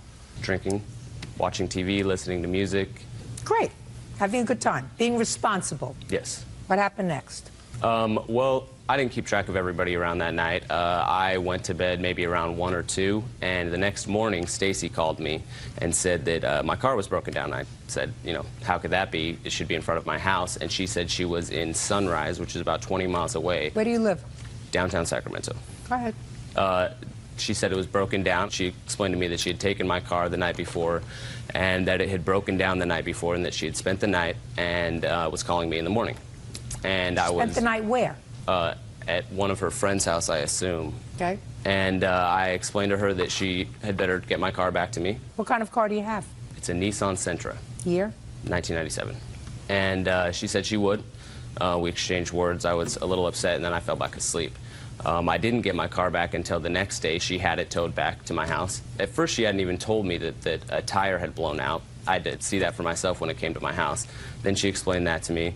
I had not given her permission to drive the car, so I was very upset. Okay. Don't repeat anything. Okay. I have other things to do. Are you finished?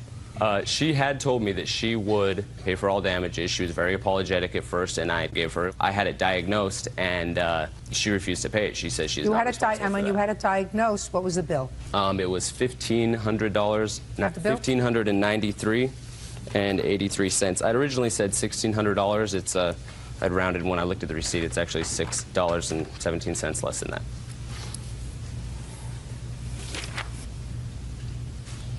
Mr. Panett, how did you pay for this? My father loaned me the money to pay for it, actually.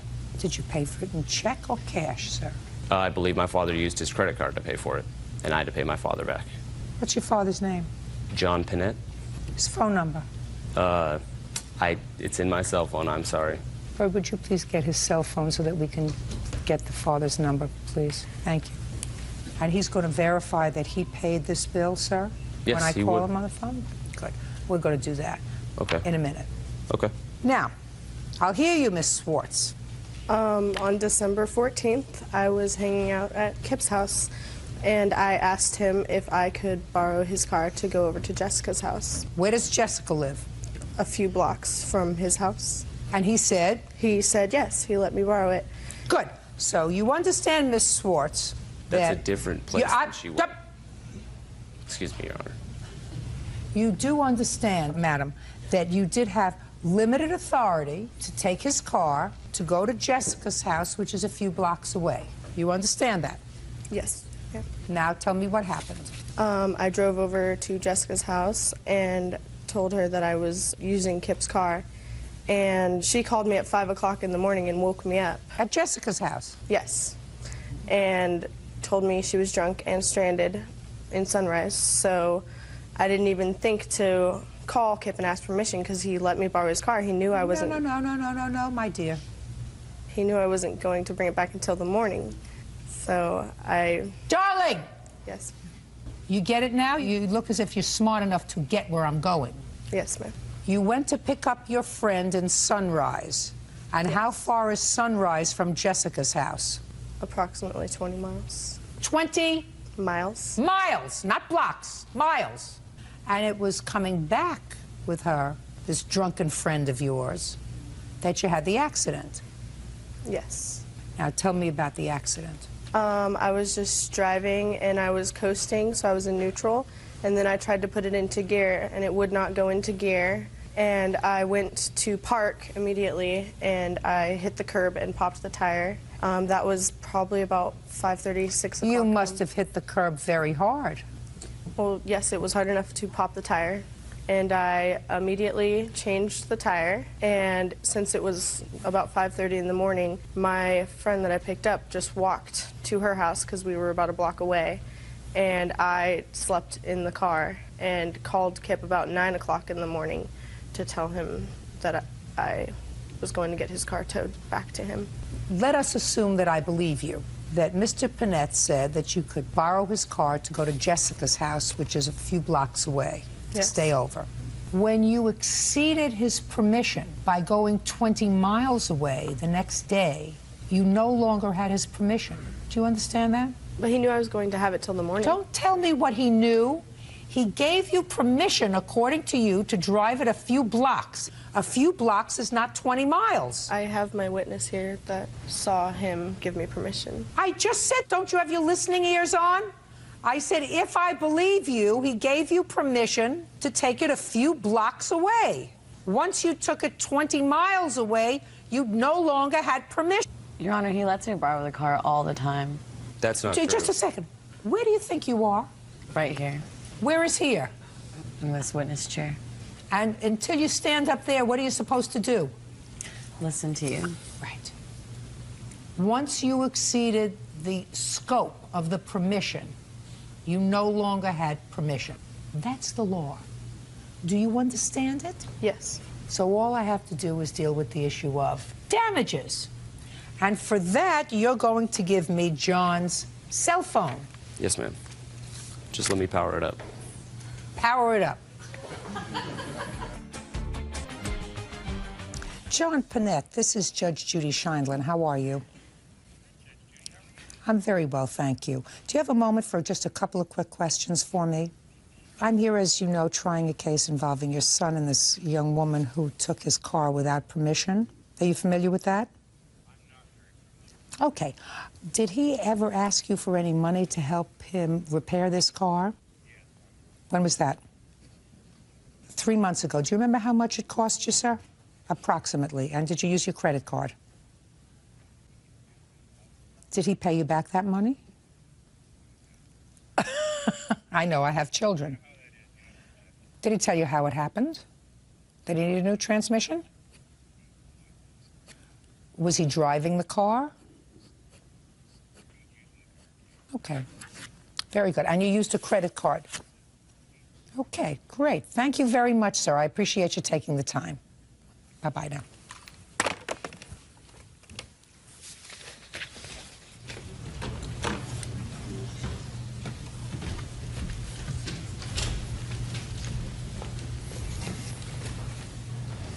What a nice father you have, sir. Thank you, Your Honor. And as a matter of fact, your father does remember helping you out and paying for this transmission a few months ago. That's correct.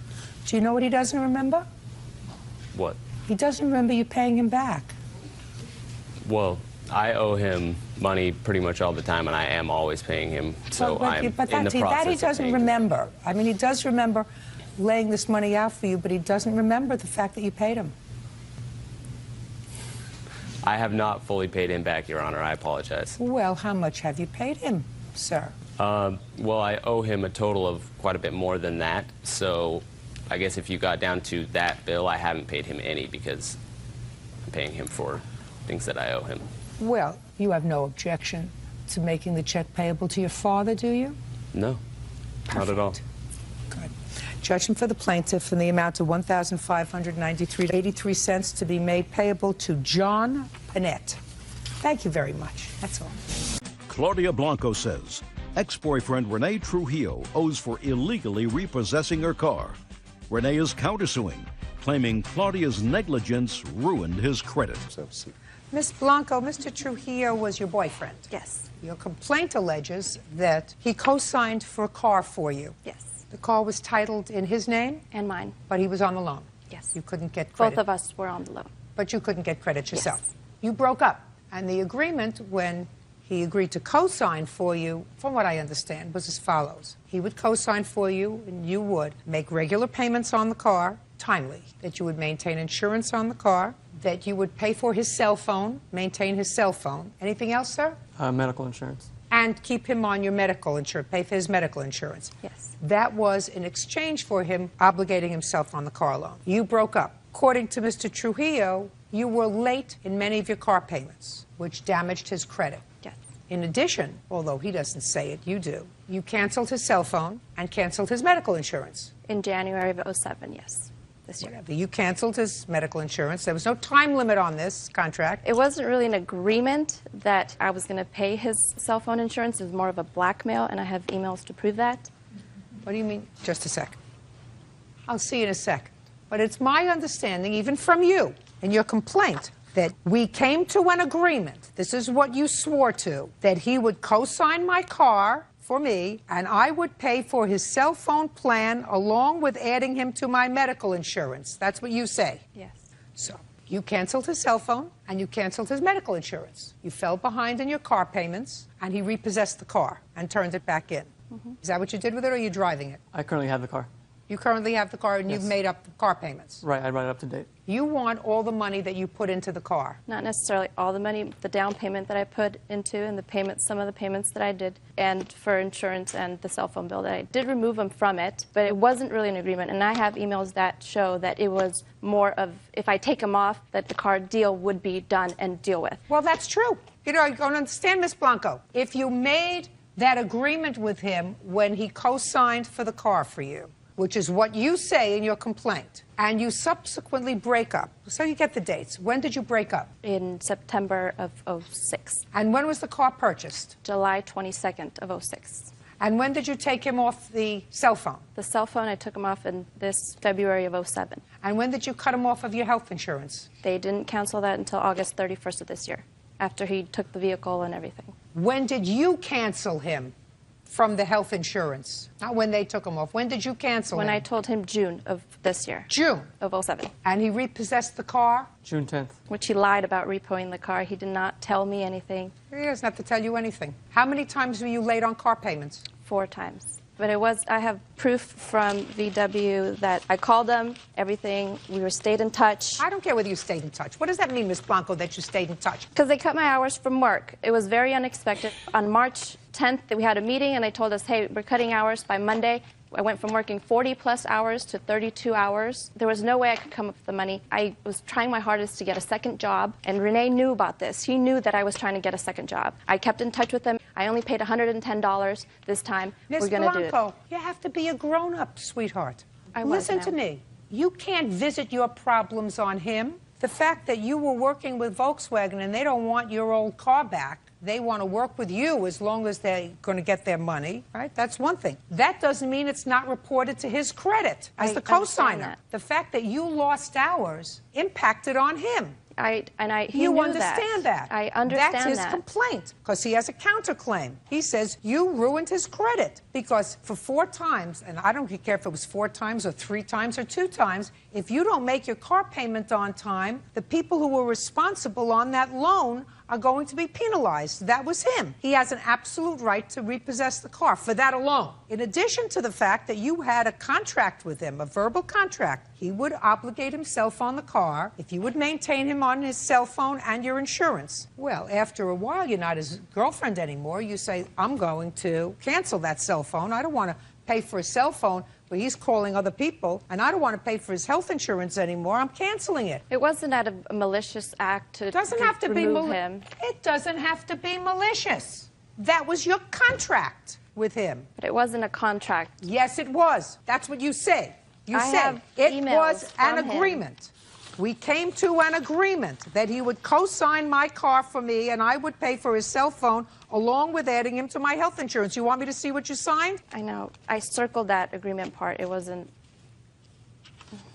That's what you signed. I know. That's what you swore to. It wasn't an That's what you agreement. said happened. That's what he says happened.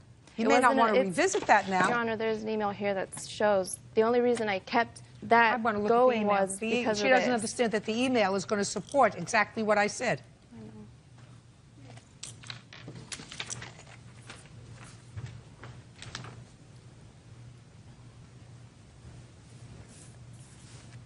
Yeah, he says to you, you keep me on your insurance and your cell phone plan, and we'll keep the same car deal. That's what he says. But it wasn't the car deal. The reason why it says car deal is because when we first signed up for the car, we signed up on July 22nd. A couple days after that, the guy that we did the car loan with called us in and said, hey, we have a better interest rate for you. If you come in, we could redo the contract. So I got sick a couple days after that, so we couldn't go right away. I had surgery, everything was fine. We went back and redid the contract, but before we redid the contract, we got into an argument, and I said, you know what, we have to take this out of my name, or out of your name, put it into my own name, now that, this is not how it's supposed to be. And in that email it says, Ms. Blanco, was the car in both your names? Yes. Was the loan in both your names? Yes. Do you have proof, sir, that your credit score went from one thing to another? I do. Can I see it, please? Sure. This is the before and the after with the credit scores highlighted.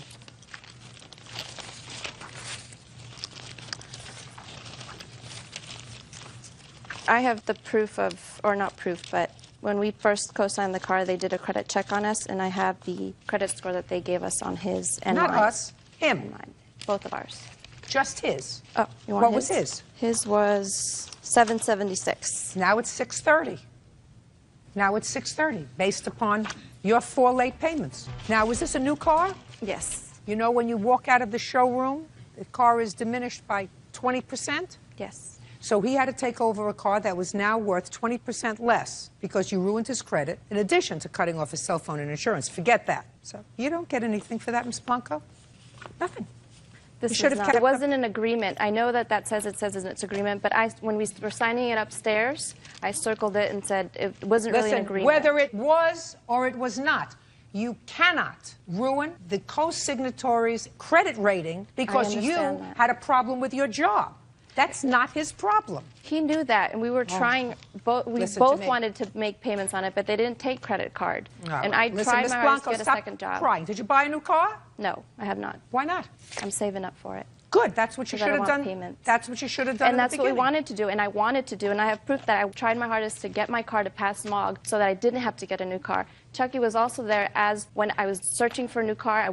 I did not want payments whatsoever, and he convinced me to get a new car and get payments. You are a very strong young lady, and you don't seem to me like somebody who's shy. You got into difficulty. He had a right to take back the car. Not the way he did, though. Listen.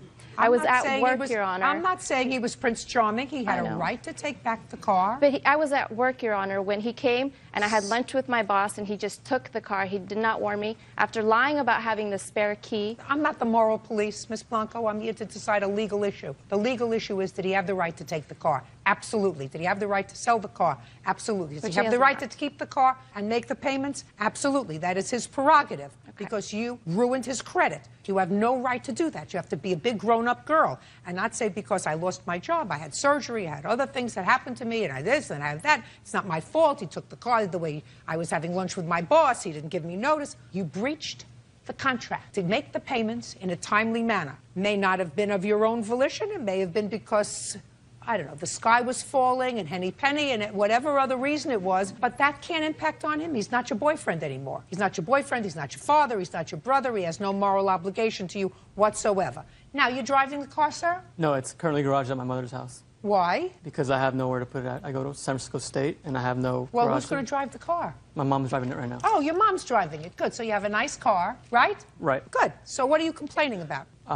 By the time I sell the car to my supervisor here, I won't have lost $5,000. Well, you should have sold it to Hasuna. She's going to apply for a loan. You should have sold it to Hasuna. That's not her problem. That's your problem. Okay. You took back the car. Car is in good running order. Yes. And now you're paying for it, and you're going to sell it to somebody else. To her. And right now your mother's driving it. Right. Very nice. Your counterclaim's dismissed. Okay.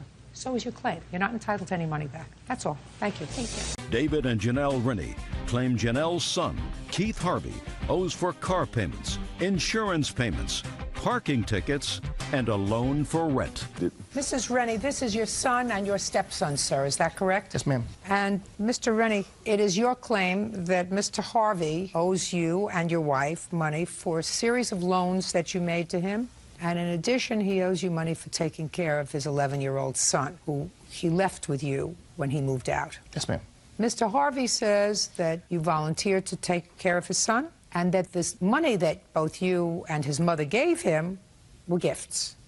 That's your defense. And you're sticking to it. Yes, Your Honor. How old are you?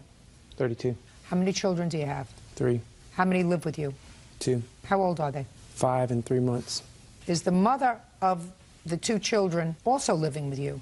Yes, Your Honor. Were you separated from her for a period of time? Yes, Your Honor. For how long? Well, it's 5, 6 months. And how much after you got back together again did she become pregnant? How much longer? Immediately. You moved Yes. back together when? Yes, ma'am. Yes, Your Honor. Yes, what? I know that you moved back together. When is the question? Trying to think. You were living with your mother and a husband, with your 11-year-old son. Where's his mother? She lives in Jacksonville, Florida. Anything wrong with her? No, Your Honor. Do you have legal custody of him? No, Your Honor. Who does? She does.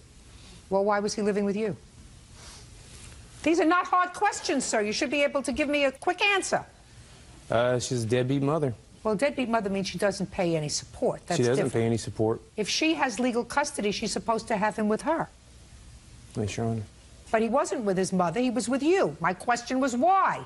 Because his mother's home got burglarized, and I felt it was unsafe for him to live there. So when did you take him? I can't think exact the timing. What year? It was 2006. Does she have other children? Yes, she does. Does she ask you to come and take him?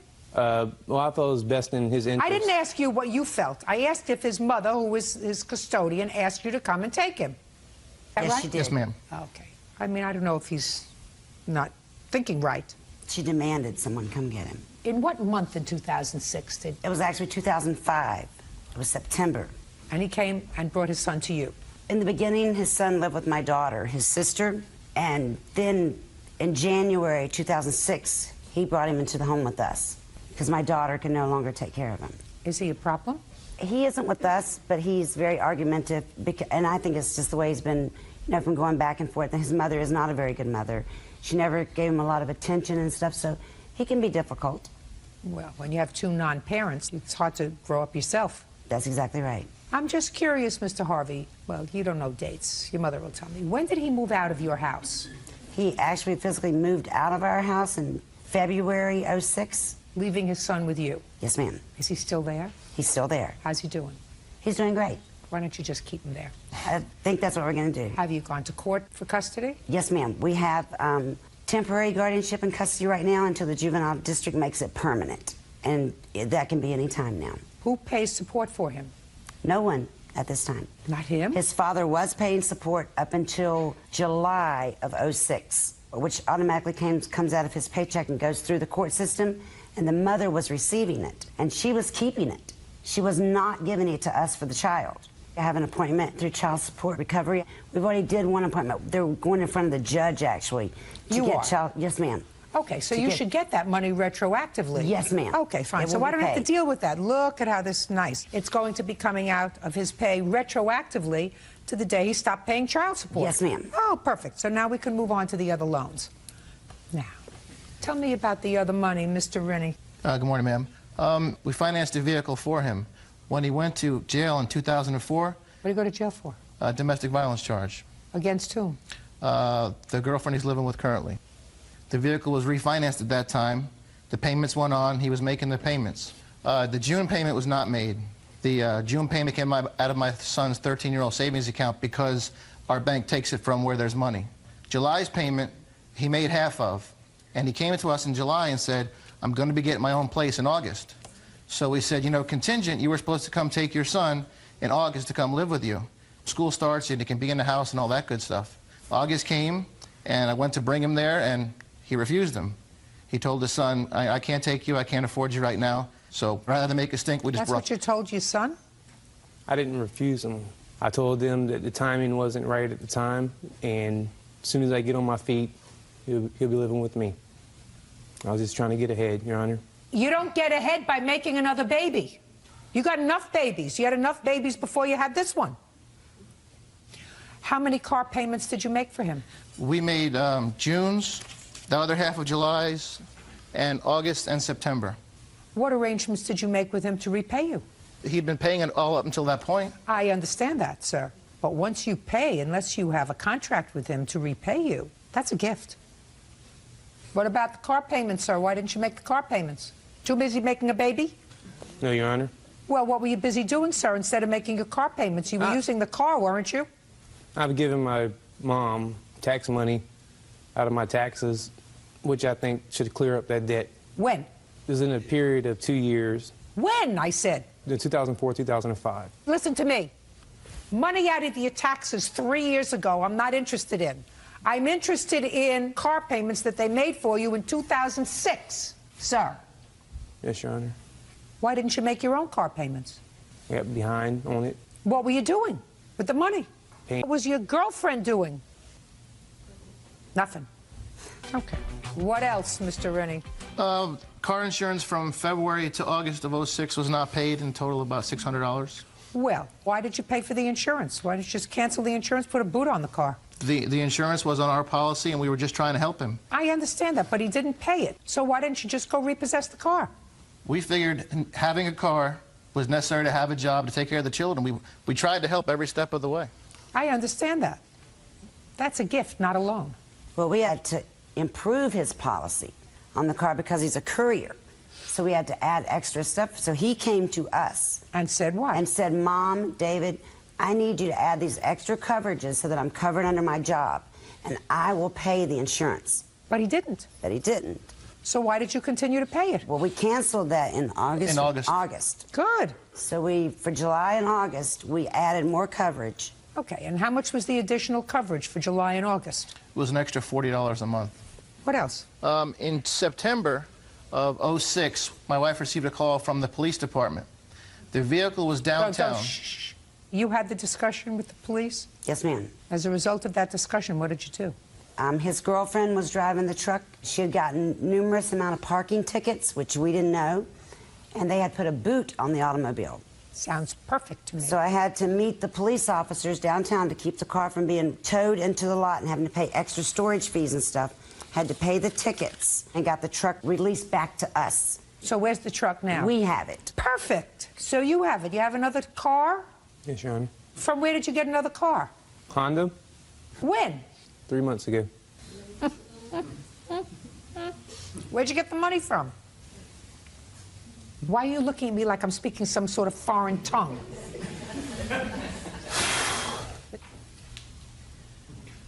I didn't need any money down. My sister helped me out, and she co-signed for the car.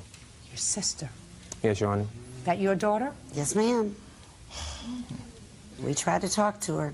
We told her, you know, we still have the payments from the truck that we financed. It's $320 a month car payment. We still have to make that payment. What else? The tickets totaled $412, and in August, my wife loaned him money for his first month's rent of $980. Why did you do that? And I don't know why I did it. He calls me, makes me feel bad. So I met him and I helped him. I assume by now you've learned your lesson. Yes, ma'am. Did you tell your mother you would pay her back the rent money? No, Your Honor. You didn't. What did you tell her? She told me she'd help me out at the time. Were you working? Yes, Your Honor. Courier service. And how much were you earning? Roughly $700 a week. And your girlfriend? She doesn't work right now. Why not? Because my son's only 3 months old. Well, when you're not working and you're home, you take care of your son, let your girlfriend go out to work. That's what we're trying to do. That's not a try. That's what you have to do. Time you grew up, sir, you made 3 children in your life. 3. That makes you a big boy. Act like a big boy. Don't act like an idiot. And I don't know if you're doing a stupid act with me or if this is really the way you are. I'm not sure. But I know that you owe your mother and your stepfather $1,472. That's all. Step out. Chastity Bell claims her ex-boyfriend's friend, Anthony Carper, owes for a loan to pay court fines. Oops. How are you related to her? I'm not related to her. I'm the witness's mother. Which witness? Right. Jesse. I don't know. You don't know she's your mother? No, I do, but I mean, I don't know how this all came about. I do. We're going to find out. Yeah, thank you. Thank you. Miss Bell. Yes. How old are you? 22. You work? Yes. For whom? My father. Doing what? I'm a receptionist of his company. I've been working there for about 5 years. Is it a successful company? Yes. How many children are there in your family? I have one brother and one sister. Is your sister younger or older? She's older. She's 32. So you're the baby daughter? Yes. Pretty one. Thank you. According to what I read, you used to be involved romantically with him. Mm-hmm. The one who's going to sit up and uncross his arms. Yes, sir. Yes, ma'am. And he was a friend of this one. Yes. Yes, ma'am. So you became a friend of this one. Well, I was friends with him before Jesse and I actually got into a relationship. And I gather that your father must have been thrilled with your choice of boyfriends. Absolutely not.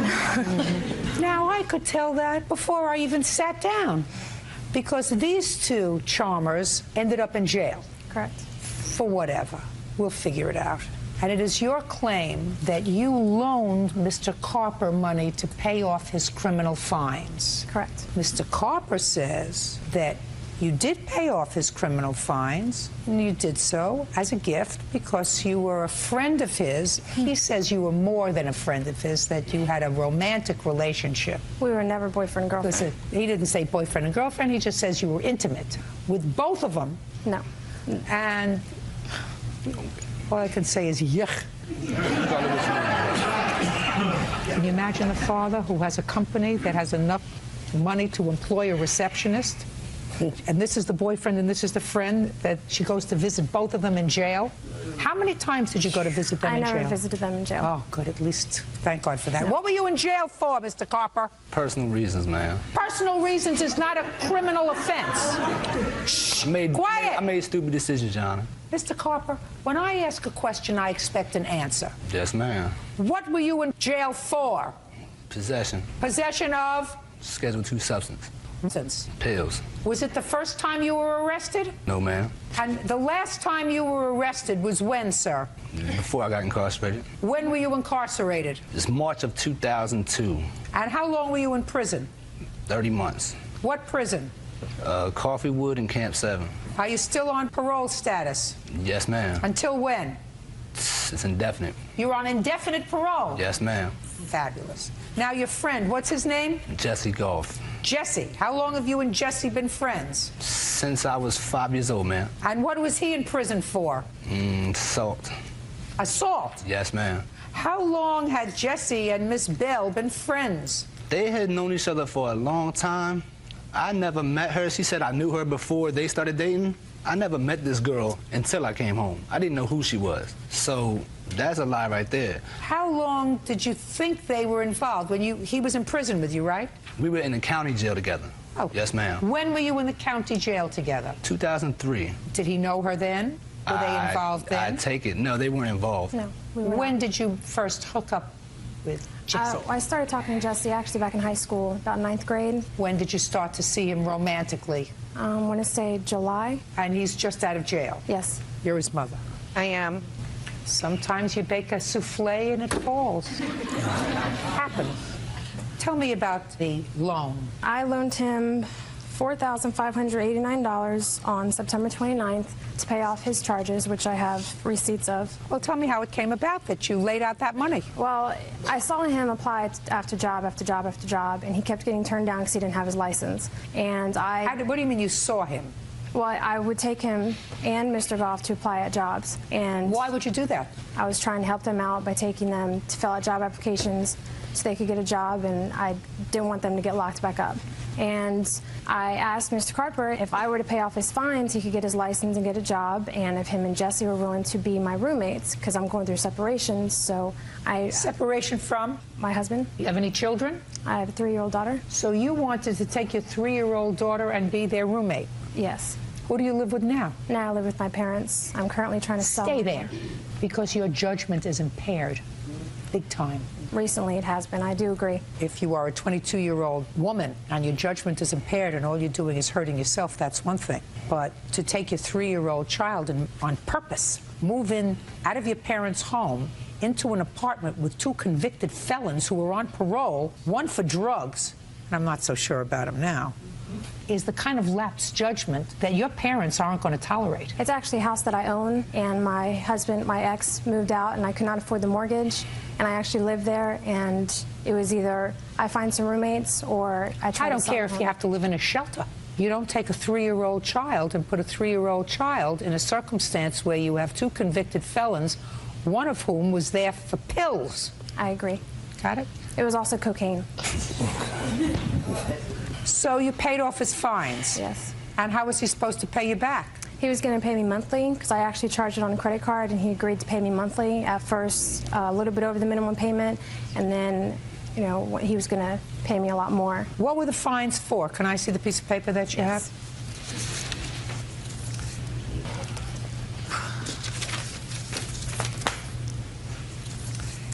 You think that's a real diamond in his ear? It definitely is. I doubt Is it. that a real diamond in your ear? Of course, ma'am. I don't wear fake things. What? I said I don't wear fake things. Just Could I this. see it, please? You Yeah, said take it out. Wow.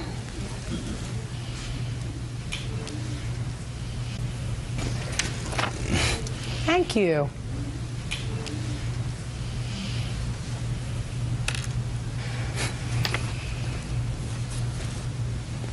Felony fee, fines, $1,000. Felony fee, $350.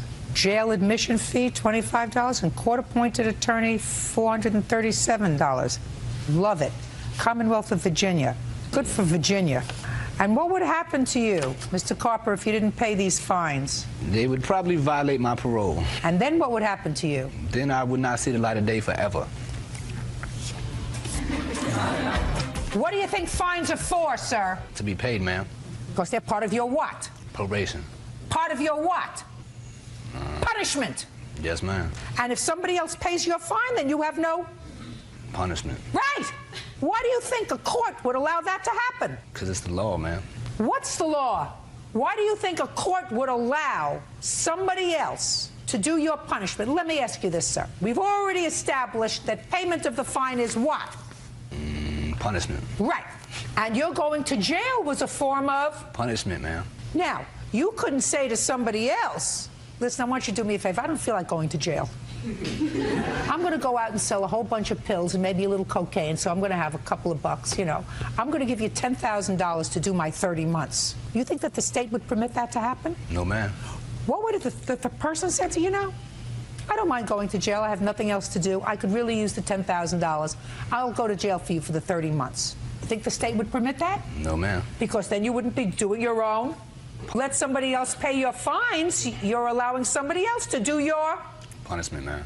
Is he a quick learner or what? So the first thing you have to do in order to do your punishment is sell your diamonds. That's what the first thing that people do is sell their diamonds, right? Yes, ma'am. Then they pay the rest of their debt, $4,500. Maybe you can get $89 for this Hope diamond. When did you give him up as a boyfriend? We weren't really actually together because he's not capable of just having one girlfriend. We were supposedly together for probably about maybe a month. You are an articulate, nice-looking girl who clearly has very low self-esteem. Because if you didn't have low self-esteem, you wouldn't have been involved with either one of them. Correct. You have parents who have a business, you have a child, you've made some bad judgments, but you're only 22 years old. You have the capacity to change. You have anything you want to add to what I've already said? I do. I mean, I'm just dying to hear why you would come be her witness if your son is sitting over there. Because what's wrong is wrong, and you're absolutely right. He's skating his punishment. Do you have anything new to add? I think it's a fine how you do to thank somebody for doing all that she did for you. Okay, good. Thank you very much. By the way, did she also pay your son's fines? Yes, she did. Did he pay her back? No, we actually go to court for that on March 7th in Prince William County. Should we just hang out here? Just a second. Just a second. So why don't you do this? You're his mother, right? I am. You made him. You raised him. Why don't you pay his fines? Because he's 24 years old and I'm not responsible for him anymore. Right, yeah, I know, but you're more responsible than a stranger. Maybe you should just let I him would go not back have to paid jail. his fines in the first place. You would let him go back to jail? I would. You're absolutely right. Sit down. In any event, she paid $4,589 in order to keep you free. I'm entering a judgment for $4,500 and his diamond. Thank you. That's all. Ann Gribben claims professional singer Porter Singletary stopped performing halfway through her son's birthday party. Porter claims he was rattled by one of the guests. Miss Gribben, you hired the defendant, who is a singer, yes, to sing at your son's birthday party. Yes. You gave him a deposit of $250. You want that deposit back because you claim that he came to the party and left after performing 3 songs. Correct. Mr. Singletary says that he came to the party, he was ready to continue with his part of the contract, but you had at least one unruly guest who wouldn't stop heckling him, and you did not take care of your guest. So that's his defense. Yes. How much were you supposed to pay him for the evening? $450 for 4 hours. And when did you hire him? I'm not exactly sure of the date. I do have a letter that I did write him enclosed with my check. Okay. What date is on the letter? July 17th. And when was the party? 18th of August. How far do you live from the Gribben home, sir? Oh, 15 minutes. And tell me what happened when you got there. I brought my equipment in. What equipment did you bring? Sound equipment, PA equipment. And you set up? And I set up. What time did you arrive, sir? I got there at about 10 minutes to 7. You would do there at 7? I was supposed to start at 7:30. Okay, great. And I actually started at 7:20 because there were guests there. Okay, keep going. So I started singing at about 7:20, doing everything basically that they've always heard me sing in the past at other events. It was about 8:10, still singing. They informed me that the son was going to arrive. When the son was to arrive, I was to stop the music and we're going to sing happy birthday to him. So we went ahead and we stopped the music. He came in at about 8:20. I've already sang an hour. And then the son comes in and we all sing happy birthday. And he comes in, he walks through. I continue to sing. A lady came up to me and she said to me, "Can you pick the pace up a little bit? Can you sing something a little bit more up?" I said, "Sure, fine." Not Miss Gribben. Yeah, I don't know who this person is. You mean the person who came up to you? The person that came up to me. So out of respect to the household and the people that were there, I said, "Okay, fine." So I sang something a little up. I sang 2 more songs. Then the lady, she comes back again, and she says, "Could you sing something, you know, a little bit more up?" And I go, "I am singing up. What do you want me to sing?" She says, "Oh, I don't know, just anything, but sing it up." I said, "But if you tell me what kind of music you want, I can sing it." So then she says, "Oh, just go ahead." So I sang a couple of more songs. She comes right back again after 2 songs. And I said, you know, "What's going on?" And she said, "Well, could you sing something a little more up?" I says, "Look, this is your 3rd time to come to me. You need to tell me what it is that you want." So then she says, "Well, just anything." So I said, "Okay, fine." I turned the music off, and that's when I went in to look for the plaintiff. The lady that had been coming to me to ask me these questions, they were in the room together. And when I came to the door, they were talking about me, and they both turned red in the face because they were saying something. And I just said, "You know, I don't know who this lady is." I said, "You know what I do? She wants me to do something that I don't know what she wants me to do, and it's total throwing off everything that I do as an entertainer." Within about 2 minutes, all of a sudden some music comes on, blasting, some kind of rock punk music. And I go, "What are you guys doing?" And then so she says, "Oh, I'm so sorry. I can't believe that this is happening." And Who said that? The plaintiff. And then so well, who I changed said, the music? Who changed the music, Miss Gribben? The bartender. The bartender. Go ahead. So then she said, "You know, oh, Porter, you know, I can't believe this." And I just said, "Well, you know what? I'm an entertainer and I'm singing, and I sing with a feel. And when you change the mood of the show, it throws everything completely off. And this music, and the kids are just bouncing their head around, and you know, they're into this music." So they're into music. Up to this music. Okay. You left because of this disagreement that you had with her son's fiancée. Well, whomever this lady was. That was the son's fiancée. Yes. It was the son's fiancée, the girlfriend, yes. Girlfriend. Girlfriend, fiancée. Now I'll hear you. Okay. I remember it a little differently.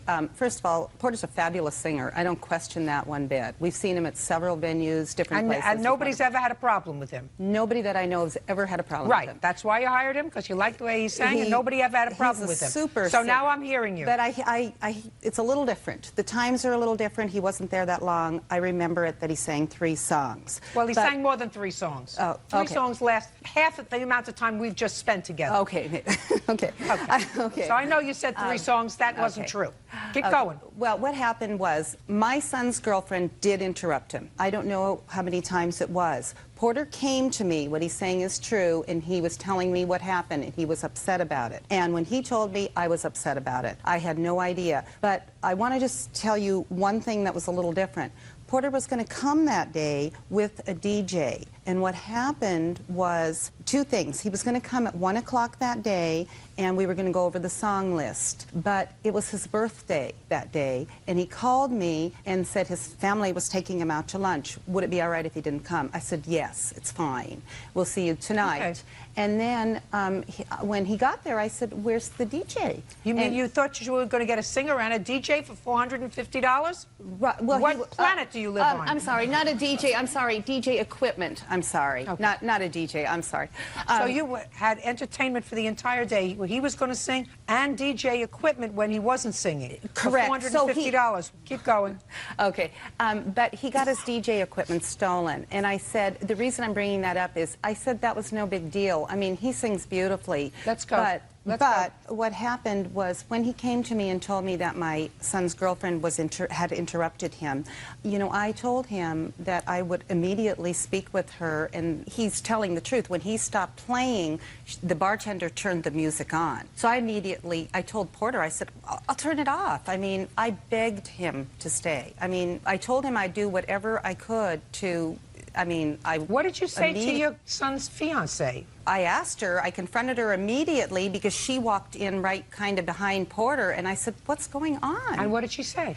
She says, well, I just wanted him to play something a little different or something a little upbeat. Well, it's not I said, up to her. Oh, absolutely. I said, let me handle this. And what did she say? Oh, okay, you know, but I mean, I agree that she was rude. But what I told Porter that night, I said, Porter, I mean, you're terrific, and everybody here thinks you are. We want you to stay. I mean, I'll muzzle her. I'll do whatever you want. I mean, it wasn't unruly guests. I mean, it was he has to admit, it was family and friends. Got it. He came to perform in good faith. According to you, you've seen him perform at many other venues. Yes, I did. He's never had a problem. Well, no, not that I know of. If he'd had a problem, you would have known about it if you were there. No, so he's never had a problem. You hired him. He wanted to do a good job. Clearly, something at your son's birthday was so distasteful that he felt as if he was prepared to risk your good offices to say, I'm leaving. I can't work in this kind of environment. You acknowledge that your guest was rude to him. He doesn't have to tolerate somebody being rude to him. You know, it would have been nice if he said, well, I'll suck it up and continue to play, but he doesn't have to tolerate that. He can leave. So the question is, was the time that he spent at your home worth $250, which was your deposit? And it was. He's an entertainer. He entertained. He came to your house. He spent an hour and a half there. He set up. He performed for $250. That's a bargain. He's entitled to $250. So, did your son have a good time at his 30th birthday? We still had a good time, but it was an embarrassing thing. Of course you still had a good time. Well, don't you think he was embarrassed? Yeah, I guess I've seen it a little bit differently, but I mean, I don't deny that he, you know, is not a good singer. I mean, I can't say that. No, he was embarrassed. It's just that we tried to do our best to make it good with him. I mean, I believe that you did. I believe that you said, let me handle it. You Yeah, said I to did. your future daughter-in-law, let me handle it. She's still the girlfriend? Ex-girlfriend now. Ah. See what happens? All things work out for the best. How much after the party did she become an ex? Couple months. Couple of months. See how things all work out for the best? We didn't really like her. You didn't probably really- shouldn't say that. Well, listen, you never know what's going to happen in the future, so got to keep all your options open. But it sounds to me as if he had a good time at his party. He did. Good. I'm glad. He's entitled to his $250. That's all. Thank you. 24-year-old Kimberly Forsyth is suing Charles Taylor for fraudulently representing himself as a divorce attorney. She is asking for the return of his fee. Ms. Forsyth, it is your claim that the defendant fraudulently held himself out to be an attorney. Yes, ma'am. You gave him money in order to help you procure a divorce from your husband, and the papers were never properly filed, according to you. You want your money back. Yep. Mr. Taylor says that he never told you he was a lawyer. He was trying to help you out and do you a favor, and he did everything that he was supposed to do, and you're entitled to no money back. How did you meet him? Actually, I had seen one of his signs posted up on a telephone pole. Can I see it, and please? during the time, I was being evicted, so I originally contacted him to help me with an eviction. Okay, just a second. Shh. Is this your sign, sir? Yes, it is, Your Honor. Okay.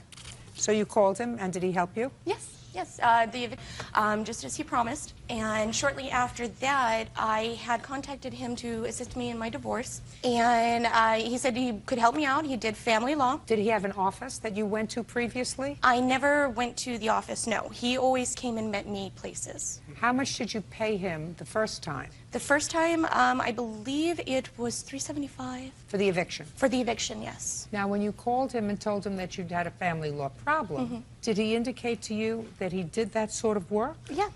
What did he say? On the business card that I had, it listed family law as one of his services. Do you have a copy of the business card? I don't have the original business card that he gave me, but I do have a copy. I'd like to see it. And it does state attorney at law.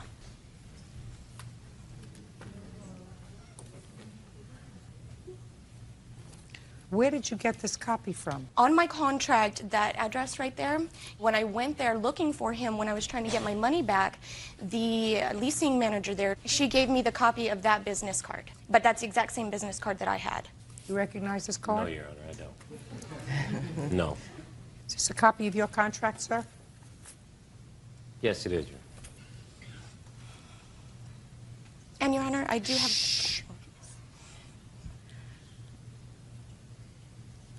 This says it is understood by all parties that Inland Valley Legal Service staff members are not practicing attorneys at law. Yes. I read that after the fact, and then I saw his card, and I said, well, to myself... No, you don't have his card. You have something that you claim somebody else gave you, so you can throw that away. That's nonsense. And Your Honor, that's nonsense. But I wanted to prove that he was also giving this business card to other people. Listen to me. If you had the business card, that would be one thing. I know. But you don't. I lost it. And this is something that somebody else gave you. Yes, ma'am. and Your Honor, if I may... You may not. I'm not finished yet. Now, so what you're telling me is you didn't read this before you signed it? No, I did. And when I saw his business card that said attorney at law, I presumed, I know that is very wrong, but I presumed that he was the supervising attorney for Inland Valley Legal.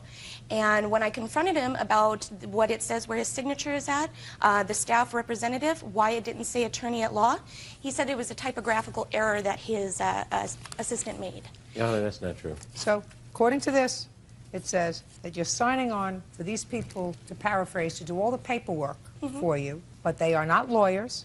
You understand that they are not lawyers. They cannot represent you in court as lawyers. That you will be appearing pro se, which means yourself. Now, he was supposed to get papers together. Did he get the papers together for you? He did, and he did not. Just a second. Got the papers together for you. Semi. What do you mean semi? The only thing that wasn't done, according to what I read, was the fact that he prepared the papers for you if you're divorced, but your husband is in prison. Is that right? And that it's very difficult to serve someone in prison because you have to go through a whole process. You have to serve the warden of the prison, you have to serve the commissioner of corrections, all of that stuff. That's not something he was doing. That was something he told you to do. That's what he says. No. That is something he told me to contact the prison, get the information where he needed to send it to, which I did. I told him that it needs to be sent to the litigation coordinator in the prison, and he sends me a proof of service by mail by the third time I went to court and said the first one didn't have the correct address on it, and the second one he had taken in there and wrote in there the rest of the information. And he said he was going to handle all of that for me. Now I got it. So the problem was that the papers were never properly served on your husband. Exactly. And in order for you to be divorced, he has to be properly served. Of course. So now let us assume that if she didn't read these papers, that's her problem. That you've clearly made out in the papers that you are a staff representative, not the attorney in charge. That's right. If she doesn't know how to read, that's not my problem, that's not your problem. Exactly. Okay. My problem is you undertook, and I believe her, to have these papers properly served on the defendant. You undertook to do that, at least on 2 separate occasions. What happened? Well, by me not actually being an attorney during the divorce... And I want you to understand something, sir. I'm smarter than she is. So if you're going to give me a lot of who shot John, oh, no, I'm going to make it very brief. Annihilate you. I'm going to make it very I'm going to brief. annihilate you. Okay. Do you understand? Yes, Your Honor. Right? So don't try to smooth talk me like you can smooth talk them. It doesn't work. Okay. Right? I don't need anything from you, and I don't like you. Do you understand? Because I think that you take advantage of people. Okay. But let us see if you took advantage of this lady. Okay. Let's go. You tried to serve him once, and you had the wrong address, correct? No, Your Honor. Go. When we went down to the court to file the documents for the divorce, I gave Miss Forsythe all of the copies of the documents in order for her to have her husband served because she informed me that he was incarcerated. I informed her that it would be impossible for me to serve him by him being incarcerated because the only person that would be able to go to the prison would be an actual attorney to see this man. That's not true. Well, that was my understanding. Well, that's why you shouldn't be giving out legal advice, sir. That was your last mistake. That was your last mistake. That was legal advice that you just gave her without looking it up in the books. Because every jurisdiction has a provision for how prisoners are to be served. And you don't have to be his wife in order to serve him. Exactly. And you don't have to be his lawyer in order to serve him. That's what you have process service for, or you have proper service that can be done by mail. You may serve in person the commissioner of prisons. You may serve the warden of the prison. Do you understand, sir? So you gave her legal advice. And by giving her legal advice, you practiced law without a license. Do you understand? Yes, I do. Wasn't that simple? Yes. Now you're going to give her back her money. How much money did she pay you? I believe she paid me a total of $325. How much money did you pay her? $425. You have the receipts. $425. $425. You have to give that back to her, sir, because by making that simple statement to her, here are the papers, you have to have him served because somebody has to go up there and serve him personally because I can't go up there. You gave her advice, and it was wrong advice. Just prepare the papers. That's what you're entitled to do. Yes, Your Honor. Good. Judgment for the plaintiff in the amount of $425. Thank you. 24-year-old Carl Anderson is suing 21-year-old Taryn Gluck and her father, Alan, for the cost to fix damage to his car. Carl claims Taryn dinged his door while pulling into a parking space. All rise.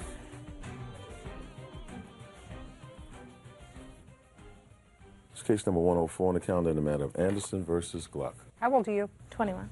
Sit down. No. Parties have been sworn in. Thank you. Have a seat, sir. Mr. Anderson, you claim that the defendant damaged your car. Yes, ma'am. You wanted to pay for the damage. I don't know what her answer is. She sort of says, I didn't do anything wrong, and I let my father take care of it. Okay, Mr. Anderson, why don't you tell me when this happened and tell me what happened? Okay. It was March 3rd, 2006. It was a Friday, and rent was due. That's my roommate, Sean. So we both drove to the bank to get our halves of the rent to pay the rent. So I drove my car, I parked and went inside. Sean, he drove his car through the drive-thru and got his money. So I went inside, got my half of the rent. I'm walking to my car, and as I approached my driver's side door, Taryn pulled into the parking spot on my passenger side. She pulled in and parked her car. So I know she seen me standing there.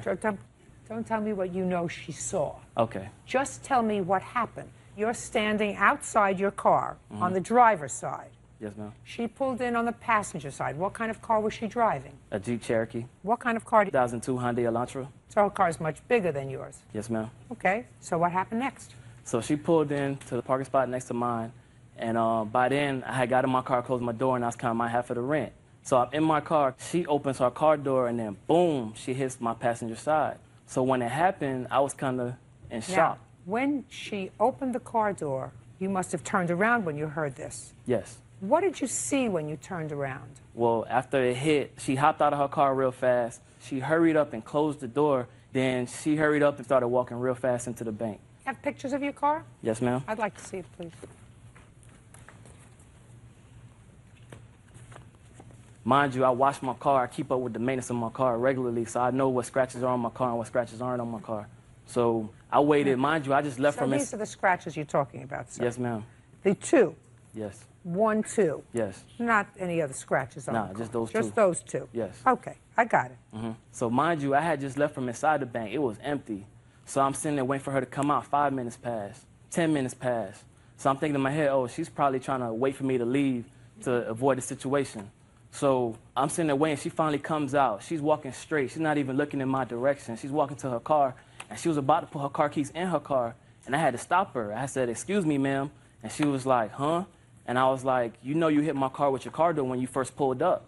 And she was like, "Oh, I did?" So when she said that, I already knew what type of integrity she had. When she tried to deny it, well, she didn't really deny it, but she was like, "Oh, I did?" And I was like, "Yeah, you hit it." She was like, "So what do you want to do?" I was like, "Well, we need to exchange information." So she said, "Hold on." She got in her car and closed the door. So I'm thinking, oh, she might be trying to pull off. So I got behind her car, and I wrote down her tag number. So about a minute passed, and she opened the car door crying, boo-hoo crying. My dad wants to talk to you. So she put me on the phone with her dad, Mr. Alan Gulek. So I got on the phone with him. So he introduced himself. He was real polite. He introduced himself. He asked me what happened. I told him exactly what happened. Then he said, are you sure she did it? And I said, sir, I'm positive, because I was sitting inside my car when it happened. He was like, okay, well, this is what I want to do. He was like, I don't want to have to go through my insurance company. I'm a lawyer down in Miami. I'll go ahead and take care of everything for you. Just go ahead and get an estimate and fax it to me, and I'll take care of everything. Okay, and did you get an estimate, sir? Yes, ma'am. And what was the estimate that you faxed to? Estimate that I faxed, $497.76. Can I see it, please? Yes, ma'am. Because Mr. Gluick says you faxed him an estimate for $277. No, the story, because after that, after I faxed him that estimate, I didn't hear from him. Like, months had passed, and I still didn't hear from him.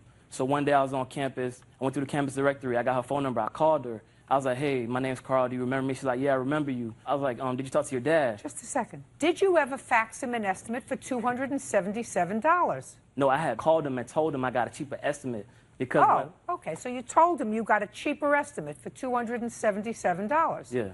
Ah, that's all I wanted to know. Okay. So the answer is yes. Yes. Okay. And you never got paid? No. Good. Go ahead. I pulled into the bank. It was raining, so I got out of my car, walked into the bank. Just a second. You got out of the car, and when you get out of the car, do you open this heavy door to the Jeep Cherokee with your hand or with your foot? With my hand. No, that's not what you do. You open the door and you give it a little shove with your foot so that it opens easy. That's what you do. That's what you did. I didn't open it with my foot. No, you opened it with your hand. Right. And then you push it with your foot because it's hard for you because a Jeep Cherokee is a high car. How tall are you? 5'4". So that you have to hop down. I stepped down. Yeah. Right. Been there. Question to you is, you dinged his car. That's what you did. There's no question in my mind you dinged his car. Okay. You've probably dinged a lot of people's cars. My question to you is, why is someone who's 21 years old, who's old enough to be in possession of a big car, a big weapon, if you don't use it right, why does somebody like you call their daddy? I wasn't sure what information I should give him, if we should call the cops or not. So I wanted to He advice. asked you for your insurance information. He said, can I have your information? Okay, and what did you think he meant? My What phone did you number, think he meant? some Your way to height, get in your touch weight, with your me? color, your eye color? Some way to get in touch with me? Then you shouldn't be driving a car. If you thought he wanted some way to get in touch with you, then you shouldn't be driving a car. I thought the cops should have been called then if he wanted my insurance information. So, fine. You went into your car and you called your father. Yes, ma'am. Did your father say call the police? No, that's why I didn't. Well, what did your father say to you? He said give him your information. And what information did he say to give him? I gave him both of our phone numbers and our name. That's not the information he needs. He needs your insurance information. Did your father say give him your insurance card? No, ma'am. Well, he should have. That's what it means when you exchange information. Right, sir? Yes, ma'am. Now you can stand up. Thank you. Real cases, real people. Judge Judy. Carl Anderson says fellow motorist Taryn Gluck owes for dinging his car door in a bank parking lot. Taryn denies causing any damage. Okay. Why didn't you tell your daughter to call the police? She had been involved in an accident. Well, number one, in the state of Florida, you're only required to call the police when there's personal injury damage, which there was not, and that was the first thing I ascertained. Perfect. Having ascertained that, when your daughter said he wants my information, that includes your insurance information. You know that. You're a lawyer. Yes. Well, it would seem to me that along with your name and number, he should have had your insurance information, unless you said to him, send me an estimate and I'll take care of it. Is that what you said to him, sir? Look at me. Don't look over there. I didn't say it in those words, no. I don't care whether you said it in those words, sir. It's either, here's my insurance information, take it up with my insurance company, or fax me an estimate and I'll take care of it. I said, send me some paperwork, send me some information, and we'll take care of it. That was Fine, exactly then you what I said. pay for it. Thank you. You're welcome. Okay, it's clear to me that these two dings are what was caused by the car door hitting your car and being irresponsible enough not even to get out and look at it and say, I hit one door against another. At least let me look at it and see if I caused any damage. I looked at it. No, you didn't. When you hit his car, you left as soon as you could. When he called you on it, when you came back, then you looked at his car. Correct. But when you did it, you didn't look at his car. You hightailed it out of there as soon as you could. Wrong thing to do. You got to act responsibly. You look like a nice girl. You're big enough to drive a car. You have to do the right thing when you drive a car. And you're supposed to be careful when you get out and not use your foot. You know, they call that the Florida foot. I live in Florida. I know the Florida foot. The way women get out of a car. Unfortunately, it's mostly the women. They get out, and older men. They get out of the car, they open the car door, and they go, boom! So it opens the door easily so that they can get themselves out of the car. That's what you did. Okay, you owe him $277, and it wasn't the right thing to blow him off and to not keep in contact with him. You neither, sir. Wrong thing to do. Judgment for the plaintiff. Thank you, that's all. Victoria Nunez says former friend Philip Mitchell owes for breaking an apartment lease. Philip says he's being made to look like the bad guy. Ms. Nunez, Mr. Mitchell is your boyfriend's brother. I don't know if he's still your boyfriend. No. Okay, but you and the boyfriend had an apartment. You decided to relocate. Mr. Mitchell was looking for a place to live. He didn't have very good credit. He has a wife? Girlfriend. Girlfriend. And children? One son. With the girlfriend? Mm-hmm. Not married? No. Any particular reason why, sir? Just hasn't happened yet. Didn't think about it? We've thought about it, but... Not ready to make that sort of a commitment? Not really that, just haven't done it yet. Anyway, they needed a place to live. And you thought it might be a nice idea if you let them move into your apartment. They moved into your apartment. Your name, however, remained on the lease. It is your claim that after they moved out, because of things that they did, you were required to pay the landlord a certain amount of money. Mr. Mitchell says that it's your fault, all of these things, so you pay. When did you move into the apartment? I initially signed the lease in November of 2005. And when did you move out of the apartment? In April of 2006. Was it a one-year lease? It was a one-year lease, yes. So he had until October of 06. Is that right? Well, November. Technically, the lease ended November 30th of 2006. When did you move into the apartment, Mr. Mitchell? In April of 2006. And what was the rent? It was $800 a month, plus utilities. And you were diligent in paying your rent each and every month? Yep. When did you move out? We moved out the end of November. Did you pay November's rent? Yes. What rent does he owe? Well, because they didn't give us 60 days notice to the apartment complex, then they were required to pay an additional month's worth of rent. Was that in the lease? Yes, it was stated in the lease. Did you give him the lease?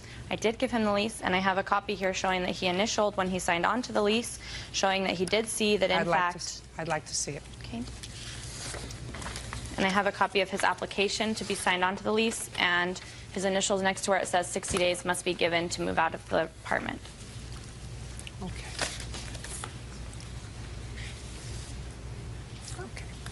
So it is clear that you both understood that you had to give 60 days notice. Yes.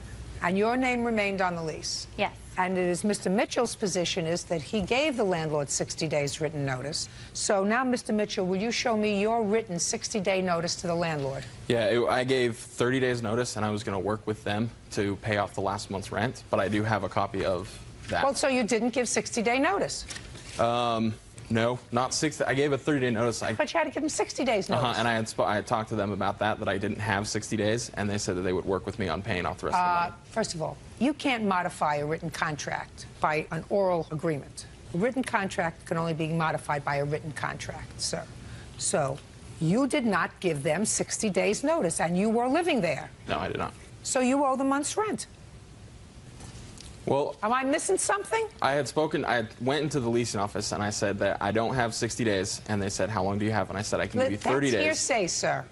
That's hearsay. Okay. So you owe the month's rent, and how much is a month's rent? It was $800 plus an extra $150 for being outside of the lease. Is that what you had to pay?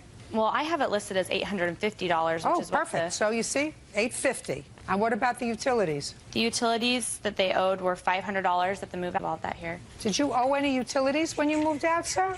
Not that they had told me. I'd been paying the utilities every single month. Well, take a look at the utilities. How much does it say the utilities were when you moved out? But part of this in here is the rent, too, like late rent. So it wasn't a total of the $500 for just the utilities. Well, were you late in your rent? No. Well, except for that last month, yes. So the last month wouldn't account for $500, sir. Yeah, and I don't understand how it's listed I here. don't either. What is it? There's a breakdown of everything. It's a gas reimbursement, late fees, rent, trash reimbursement, utility charges, water, sewer reimbursement, and the total for all of those combined. Do you see that? 400. Yeah, Mr. Mitchell? Yes. So is that what you owed, Yes. is my question. Wouldn't that have been easier for you to say immediately? Yeah. What was that amount? The amount is about $500. I just rounded up, Judge. It was $495, so. Don't round it out. Okay. I have a machine here. It helps me. So far, we have $1,345. Now, what about the cleaning fees for the apartment? The cleaning fees are listed here as well. There's different damages, cleaning trash out, rent through the 60 days. You already told me about trash. How much trash was there? Apparently there was a lot because they're getting charged again for it. Just a second. Mr. Mitchell, did you and your girlfriend do a walkthrough with the landlord when you left? Not with the landlord, no. With whom? We didn't do it with anyone. We cleaned the apartment out. There was some trash, but it's listed here. It's only $5 worth of taking trash out. And so there were a few bags Why of didn't trash. you walk through the apartment with either the manager or the landlord? They didn't tell me that I had to do that. Did you take photographs when you left? Mm-mm. Well, why should she have to deal with any of this stuff? They also had to replace the carpets, and the carpets were damaged when we moved in. And I asked Vicky if the deposit that she left would cover the carpets, and she said yes. And she had like 8-month-old Great Dane puppy living in the apartments that completely trashed the carpets. Is that right? I take responsibility for the carpets. However, Judge, the carpet cleaning fee was only $50. You said that they had to replace all the carpets. I have the invoice of them having to replace the carpets. You mean they had cleaned it before they replaced it? They're very neat people. What date did you move out?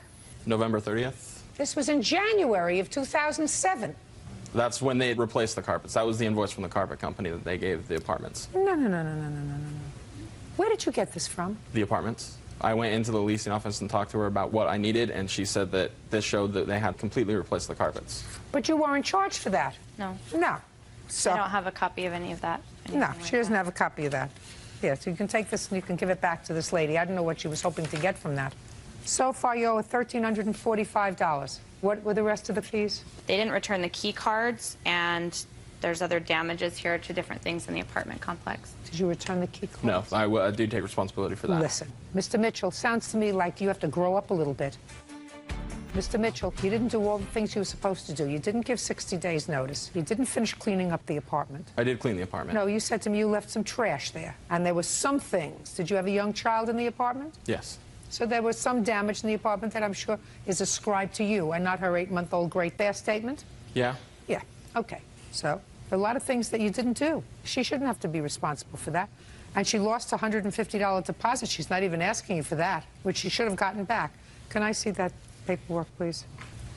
Anything else you want to tell me, Mr. Mitchell? Just that when I Before had spoken... I pronounce sentence upon you.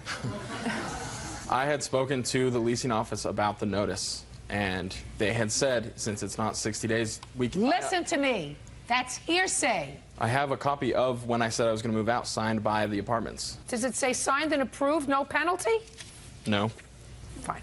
Okay. Now, I want to see your check. Okay. The check is from my older sister's account, and it's right here, and there's a payment of receipt. I'd like and to see it, also the please. statement from the account being paid. When did they contact you? They contacted me on April 10th, so 4 months after they had moved out and I thought everything was taken care of, I found out that I had 2 days to come up with approximately $2,000. And if I didn't pay it, they threatened that they were going to take us to court, there were going to be more fees added, and I didn't want to ruin my credit because I have really good credit. I've always paid everything on time. Gotcha. Okay. Where did you move to, Mr. Mitchell?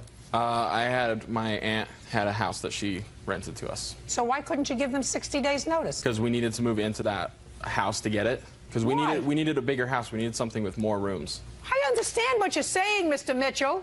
You said I couldn't give them 60 days notice, which means that you were going to the military, somebody was having surgery, but you go into your aunt's house, so you move in a month later to your aunt's house. We couldn't afford the last month's rent as well. And that's what I had told You're the lease fast officer. talking, babe.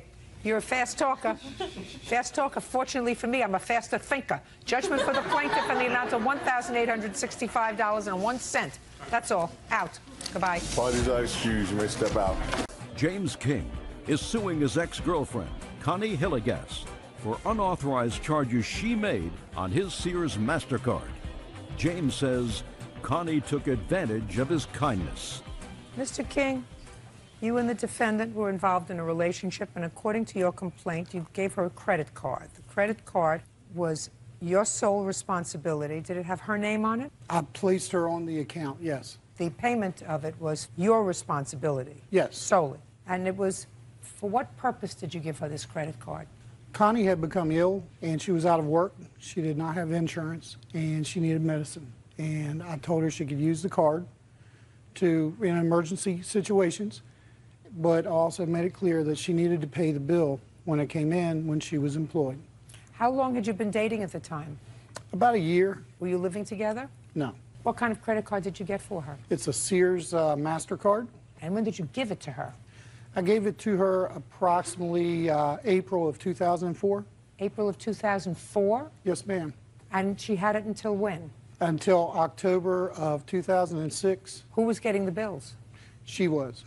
We had put the address for billing to her apartment so that she could pay the bill when it came in, and I wouldn't have to bring the bills over to her. When did you terminate your relationship? Probably August of 2006. And between April of 04 and August of 06, you had no knowledge that there was anything happening with this credit card, that there was any delinquency with this credit card, because all the bills were being handled by Miss Hillegas. That's correct. Is that right? Partially correct, yes. Well, were you paying the bills as they came in? Yes, ma'am. The account had been more than once substantially paid it off. Mr. King did live with me. I have many witnesses to that fact. Just a second.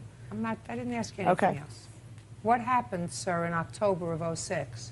I got a call from Sears Credit Card Services. They said there were some charges on the card that were suspicious. They didn't understand. I spoke with the people there, and they explained to me that there have been balance transfers from other credit cards that were not in my name. Can I see that, please? Do you have it? Yes, ma'am, I sure do, right here. I'd like to see it. Did you transfer balances from other credit cards to his credit card? No, ma'am. As a matter of fact, in June, I actually transferred it onto my account, paid the account off in full. As far as they were normal charges that I use every month. I just asked you a question.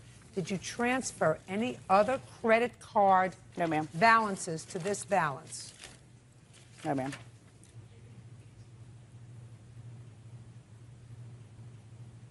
You did transfer. Capital One card, Merit Bank card, $700. What was the date on that? October 5th. Then you had a charge of $295.52 on October 3rd. So you did transfer accounts. I also have right here a $1,500 payment that I tried to make on the account. I don't care what you tried to do. What I'm telling you is you transferred other accounts to this account. And I tried to reverse them, but Mr. King would not allow me to. And I was informed. Why did you do it to begin with? To try and get this resolved and get this account paid off. How do you attempt? In October. Listen to me. Sure. Come on. How old are you? 42. Don't try to pull wool over my eyes. I'm not. Piddle on my leg. You don't add $1,400 to the account in an attempt to pay it off. It's ridiculous. Those were How also much is bills left he on made. the account? $2,719.47. Okay, and you want your money? Yes, ma'am. Ball's in your court.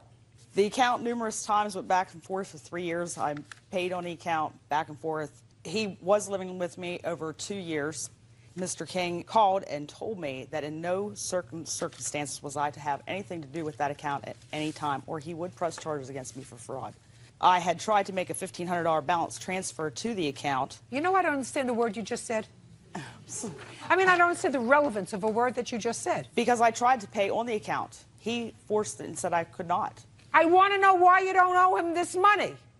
What's your defense? My defense is Mr. King lived with me for almost 3 years. He never paid me a dime. So who cares? It went back and forth for What's different back things and that I've forth? I gotten don't for it. understand. What's back and forth? Things that I've paid for, he said the account, if he'd left the account alone, I would have gladly paid it. He wanted me to make cash payments to him on a monthly basis.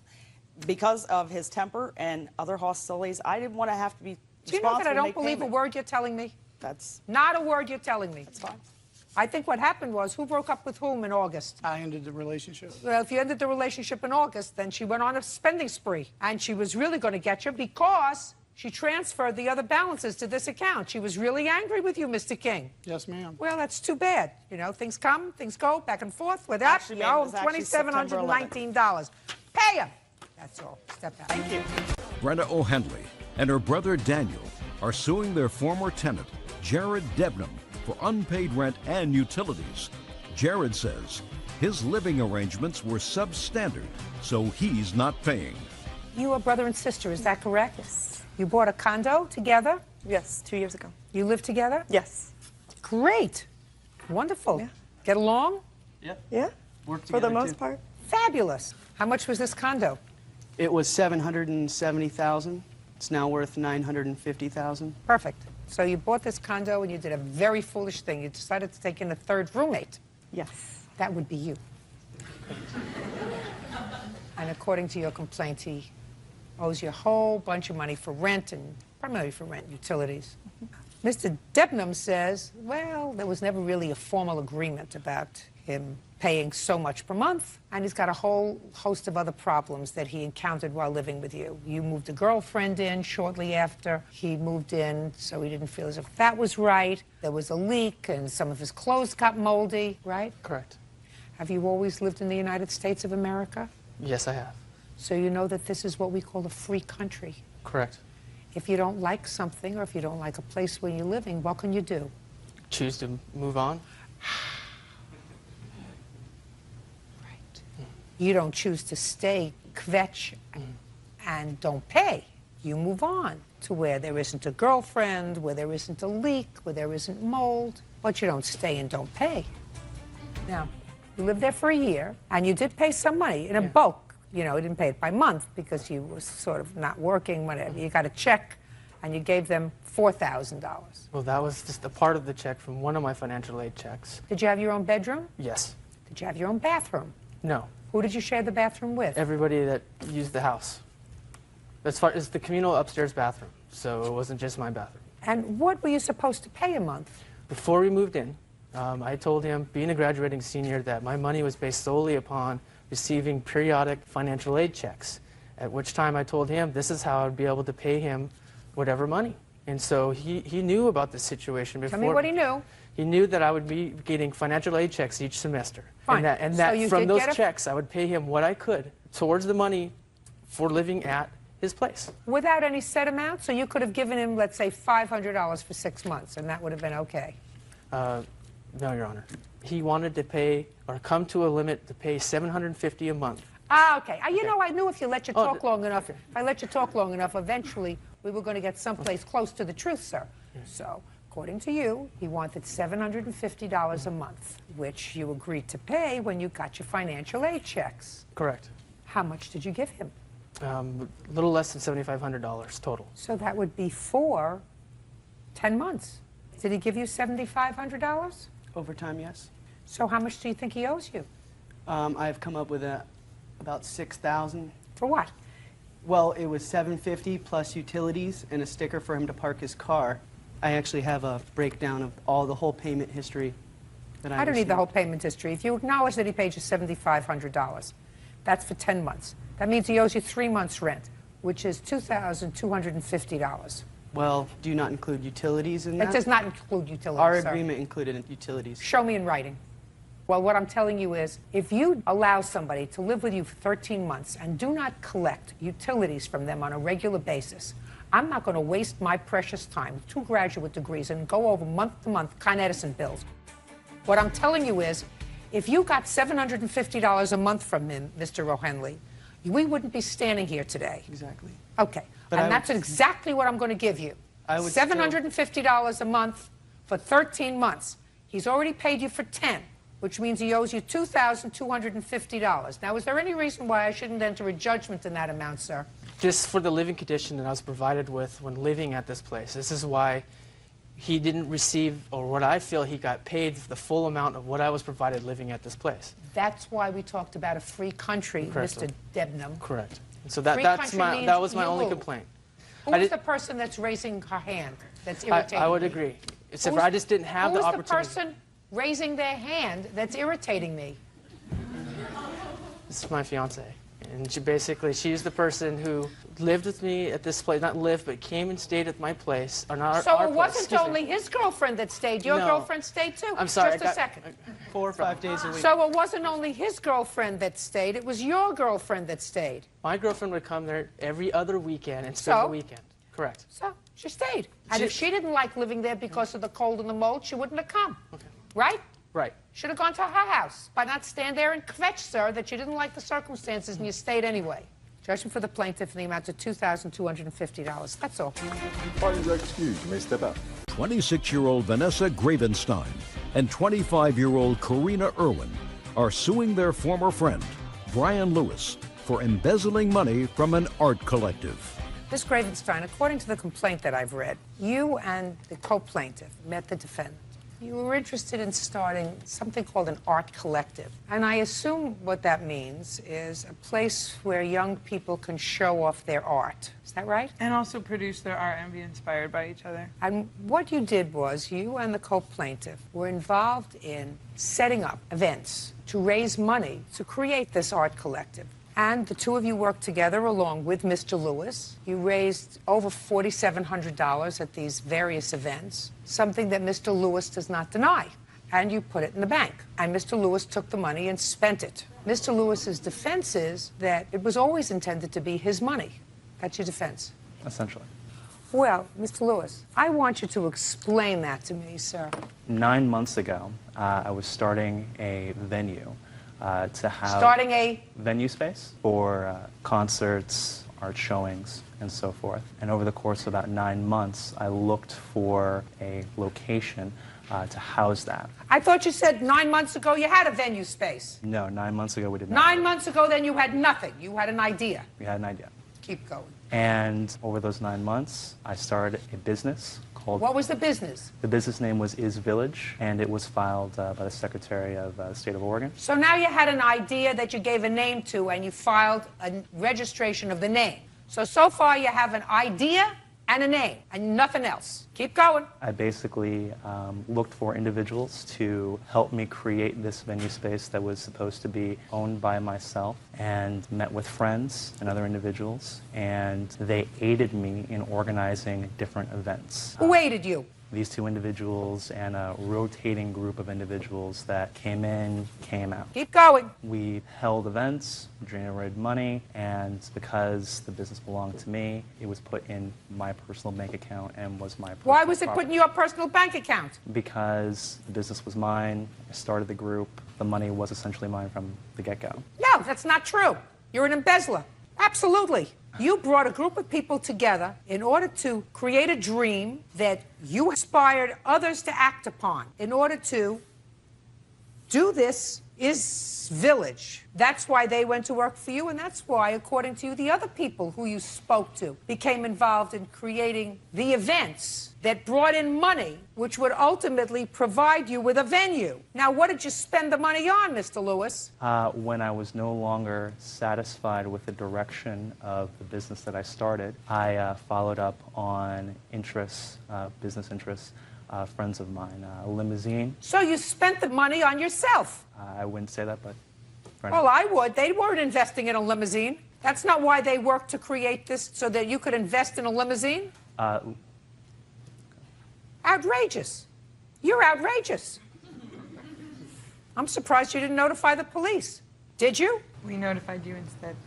Well, his conduct is outrageous, and you should have notified the police. He's an embezzler.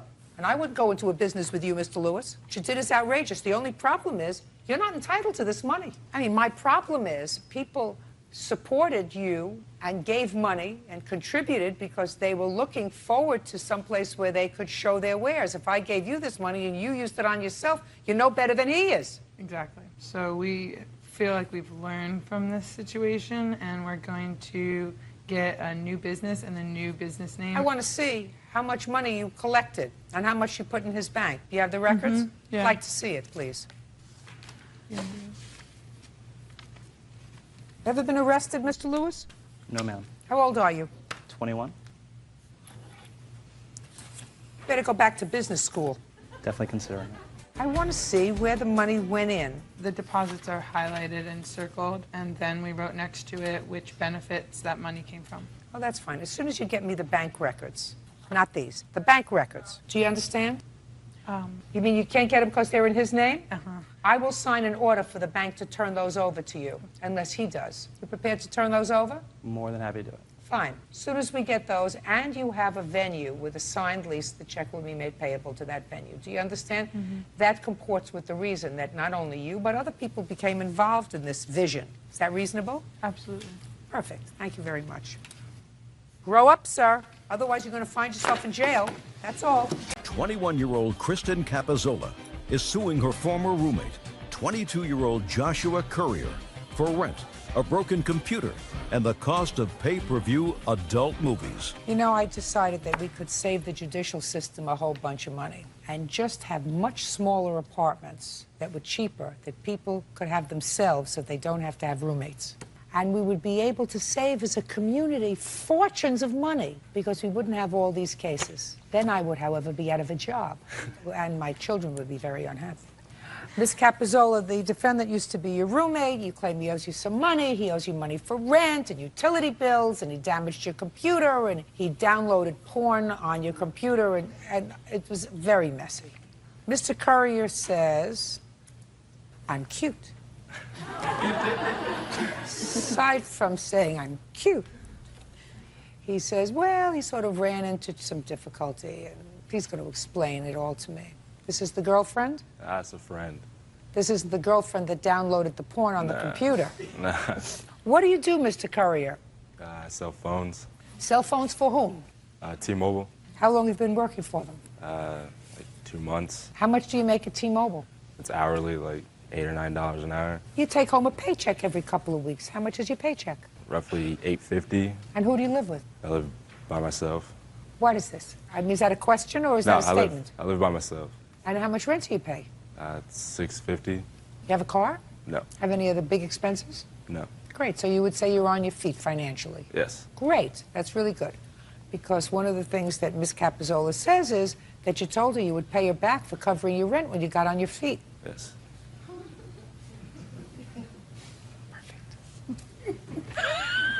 She's got to back into it, that's all. You know, you can't get on there right in the front. Right in the front's boring. You got to back into it. There you go.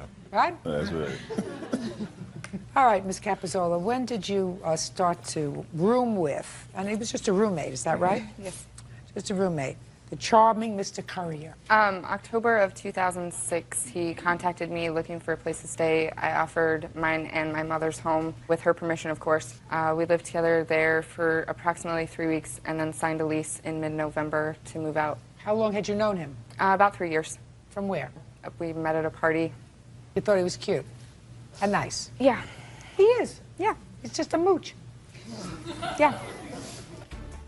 So, you moved into this place in November. Both of you signed the lease? Yes, we did. Now, he paid his rent for a while, and then according to him, he hit some hard times. The rent was never paid to begin with. The first month we were there, he mysteriously lost a money order, and I was forced to pay the entire months of that rent. How much was that? That was $320. But the next 2 months went well. He did pay rent on time. Great. Well, that's what he says pretty much. Until April of 2007. Correct. What happened in April 2007? My check bounced. She called me and told me that it bounced when I was at work and that we need to figure out how we were going to pay it. And so showed up at the leasing. I don't know, like a week went by. She called me and told me. Get over, please. You know I'm getting older by the second. Okay, Did she cover your rent? In April? Yeah. No. You paid it? No. Who paid it? Nobody. How could you not pay rent? Did you pay the rent? Yes, I did. Of course she did. You mean the landlord says you're such a nice guy, I'm going to let you just breeze over? How much rent did you cover for him in April? For March and April, I covered $960. Total, I covered $1,600 and six. Now, according to you, you don't really deny this. In your answer, you said, I always paid my rent until April when I was having money issues. Kristen told me not to worry. She told me just to get back on my feet. Yes. Well, you're back on your feet, right? Yes. So you got to pay her the rent. I don't feel like I owe her the money because she told me not to worry about it. She said, sign yourself off the lease and then move out by the 1st. And I got the rest. And she was there. 1st of what? The 1st of May. 1st of May? Yeah. Well, we're talking about March and April. When I paid March rent, my check bounced. In April, Well, I understand that. And then April, I had like a couple days until rent was due, and that's when the check bounced. That's when she called me and said the check bounced. We're talking about rent for half the month when you first moved in, when you didn't have it, and for 2 months. Yeah. March and April, and you moved out in May. Is that right? Yes. That's all I'm talking about. Do you have proof that you paid that rent? No. And are you back on your feet? Yes. Perfect. Cute, but no cigar. What else do you want from him? I would like half of the Comcast bill that I paid for 5 months. The agreement was we wanted cable, we wanted internet, we wanted a phone, so... You should have turned it off. You should have turned it off. If he wasn't paying it and he was not being terribly responsible with money, then you should have turned it off. You don't need cable. Right. Hum. I would at least like to be reimbursed for the porn that was rented on our cable bill. Yes, sir. Now, who rented the porn? My ex-girlfriend. And your ex-girlfriend was your visitor? Yes. And did she watch this all by herself? Yes, I had no recollection that she was watching it. I Well, didn't how know. do you know it was her? She told me. But she told me she paid it, so I didn't. How much was the porn? $81.90. $1,681. Your guest? Your worries. What else? My computer that is no longer in commission. I had to purchase a new computer. My computer is basically totaled. My mom was there when it happened. Well, what happened? Him and one of his friends were downloading music, and the blue screen of death came on, and the computer never worked again. The permission to do that? He had my permission to be on the computer, yes. But I had no idea that viruses were being downloaded. And the second it happened, he told me, and he's like, I'll help you pay for half of it. What happened, sir? Actually, the night, I guess it crashed, I wasn't even there. I came home like afterwards, and her mom and my friend was there, and they were watching TV. And they said the computer did not work. And I said, okay, what happened? And they said it just crashed. And I said, okay. And then she was like blaming my friend. And then I was like, that's not right. She downloaded music on it too, so it doesn't matter. And that's why I was only suing for half. Did you? Yes. Forget it. All right, you owe for the rent and you owe for your girlfriend's porn. Judgment for the plaintiff in the amount of $1,681. Thank you. Deborah Weatherford and her 14-year-old son, Trevor, are suing Trevor's former friend, 16-year-old Justin Townsend, during a slumber party. You're his mother? Yes, ma'am. Sit down. You're his sister. You can stay seated. No, you... Right there. According to the complaints that I read, each of you, through your parents or guardian, suggests that the other assaulted him at a sleepover party you were having at somebody's house. Both of you claimed that you were injured?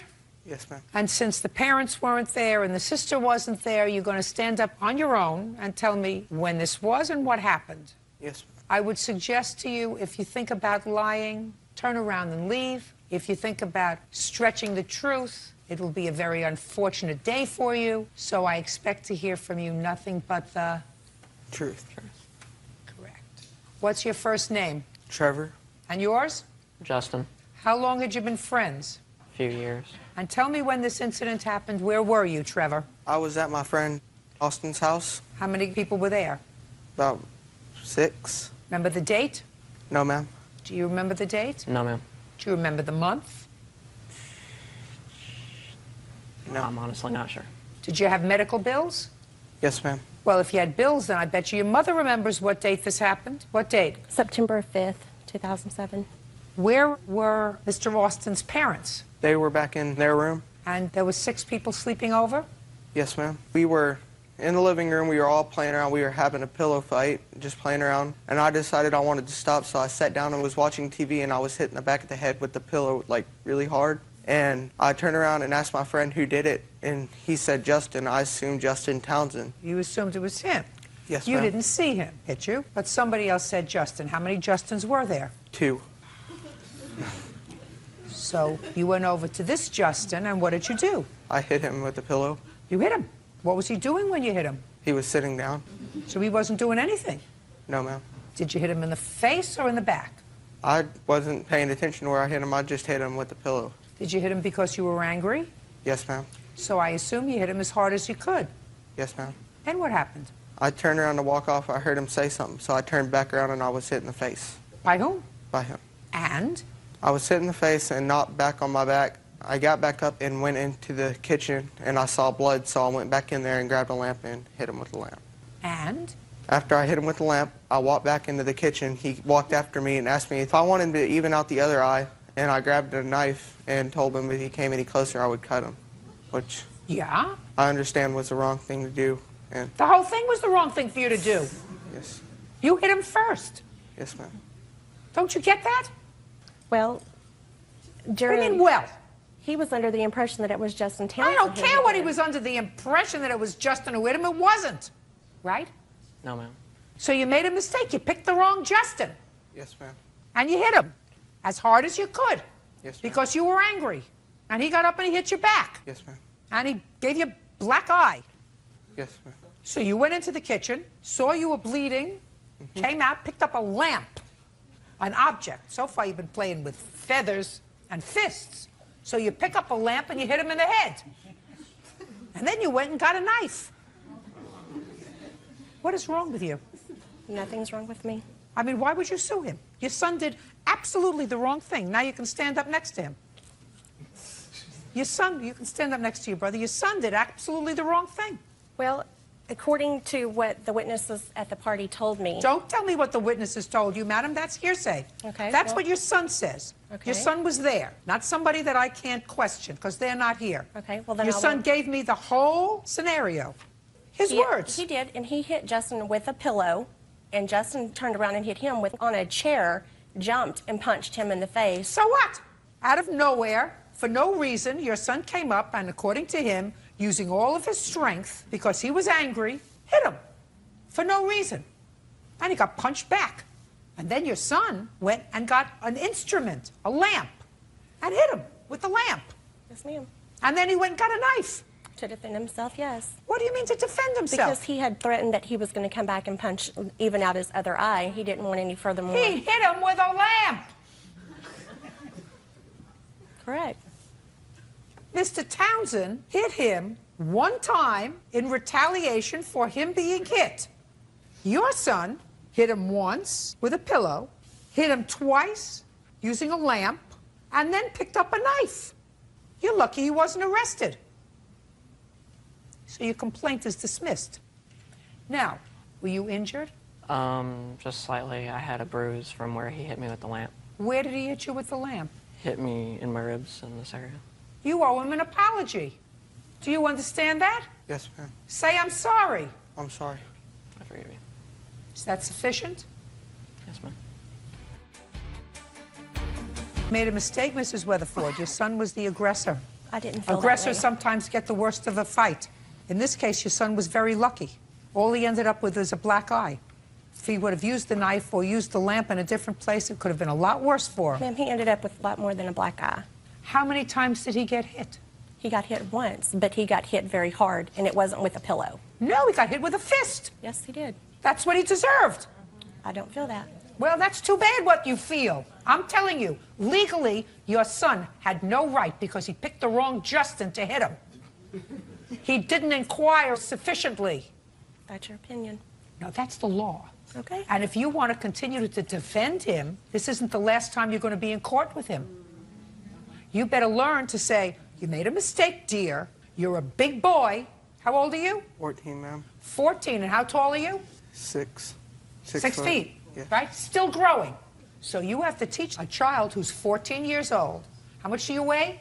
220. Who's 6 feet tall and weighs 220 pounds, that if he hits somebody, slams them with all of his might with a pillow, he can hurt them. Can knock out an eye, break something. Fortunately, that didn't happen. But when somebody who is, how much do you weigh? 120. Who weighs 100 pounds less, punches him back and happens to connect, that's part of the risk. So you better teach him. Because right now, you're not teaching him anything. You're still making excuses for his behavior. Your case is dismissed. Thank you. You got an apology? Yes, ma'am. Is that okay? Yes, ma'am. Good, that's all. Audrey Decker says her ex-roommates Trista Gray and Mark Robertson owe for bills and a rental deposit. Audrey also claims the couple falsely accused her of smoking pot. Miss Decker, you and the defendants were roommates in an apartment or a house? Correct. It was a 2-bedroom apartment above the downtown plaza. And you met each other at work? Yes, we did. We that's all. We're co-workers. Sure. Signed the lease when? On August 21st of last year. I have that with me if you'd like to see it. Okay, and when did you move out? It was January. January what? 9th. And you claim they moved out owing you money. Yes, they did. There's lots of other things that you're claiming, some of which is nonsense, but you claim that they owe you some money. One of the things that they owe you money for is that they had not paid their entire security deposit. They had not paid the deposit. Just answer back. my question. Yes, they had not. They had paid not the part. paid the entire security deposit. You paid it. They were supposed to pay you back, and there was some money outstanding. When they moved out on January 9th, 2008, in what condition was the apartment? There were some burn marks in the carpet in the bedroom that they were in. There's nail holes, things that weren't there before. Okay. Do you have photographs of the burns on the carpet? No, I do not. Were there burns on the carpet? There might have been. We did smoke in the bedroom, yes. Okay. Because if there was no damage to the apartment, then of course I would say to the plaintiff, you're going to get the security deposit back, so they don't have to pay you any more security deposit. But if there was damage that you did to the apartment, then you have to pay your half of the security deposit, because in all probability, the landlord is going to make her replace the carpet and charge her. Is that reasonable? It is, but we don't believe we owe her anything because we have overpaid her on deposit. Show me. We don't have any proof of it, but we overpaid her over the deposit. We do believe we have. Well, show me. What do you mean we believe? We don't have What any- did you poke him for? You want him to say something? We don't have any proof because we did pay her. We believe we did. How much did they pay you in the security? They paid me $360. The arrangement was I How paid much was the security deposit? Let's do The this. $300 was what I put down that day for the deposit. In total? In total. So they owed you $150? No, the way it was we had our bills split 3 ways. Deb Schultz is a witness to that, that we agreed to split all bills, including electric, cable, deposit, rent, everything. 3, that they owed you $600? I want to know how much they owed initially for the security deposit, Ms. Decker. They owed $200 initially, but they did not have money at the time. I understand so that. I paid it all. I understand that. Okay. How much did they give you towards the $200 in security deposit that they owed? They gave me $360. They paid my part of the rent for September, October, November, and December, which was $90. And they also were paying me back for the $200 that I put down in the beginning to help buy food and everything because they, once again, didn't have any. So the total was $500. They paid $360 out of that by paying the rent. So according to you, they owe $140 in security deposit? Right. That's what they have left over from that particular amount, right. What else do you think they owe you for? They owe me for the cable and electric for the time which they were there from November to December because we had backed bills. Just 1 second. They left January 9th. Did they pay January's rent? They paid January's rent, correct. Good. Okay, because they should have paid January's rent because they were there until the 9th, right? Correct. Yeah. Why did you move out? We couldn't handle her anymore. She became overpowering. Okay, so there was a problem. Correct. You have bills showing that there were balances as of December 31st on any of the utilities? I do. Show me. That's electric. This is cable. I have the amounts highlighted that I paid, and this is the receipt for the electric that I paid my share of. All that's left is what they have to pay. When was the last time you paid utilities? I paid utilities last No, month. I'm talking to you. Oh. We didn't pay them. No. You're showing me a bill from January 12th, 08 to February 11th, 08. They weren't living Right. there then. That's what was due before. Oh, balance brought forward $62. Uh-huh. 62. So they owe $40. No, the whole balance, the 164, is what was owed from the months before. No, It that's was- not true. The $150 is what we That's ultimately not paid. true. Not according to this. According to this, payments received was $150. $150 was what was paid. $62.19 was what was left over as a back balance. $62.19 was what was left over from that bill. The other money is for the current service, which was from January 12th, 08 until February 11th, 08. I can read a bill. Okay. Well, So they owe $40 on this. Okay. The City of Fairmount Public Utilities was $364. correct. And they're supposed to pay 2/3 of that. Right.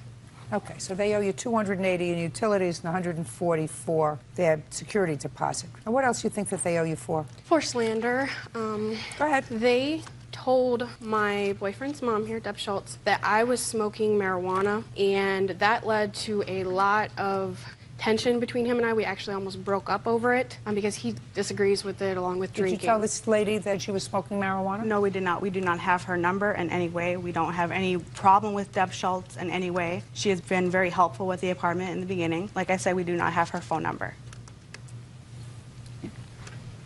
Your last name is? Schultz. You are the mother of the her boyfriend. Yes. Go ahead. Well, who called you? I ran into them. Oh, so nobody called? No.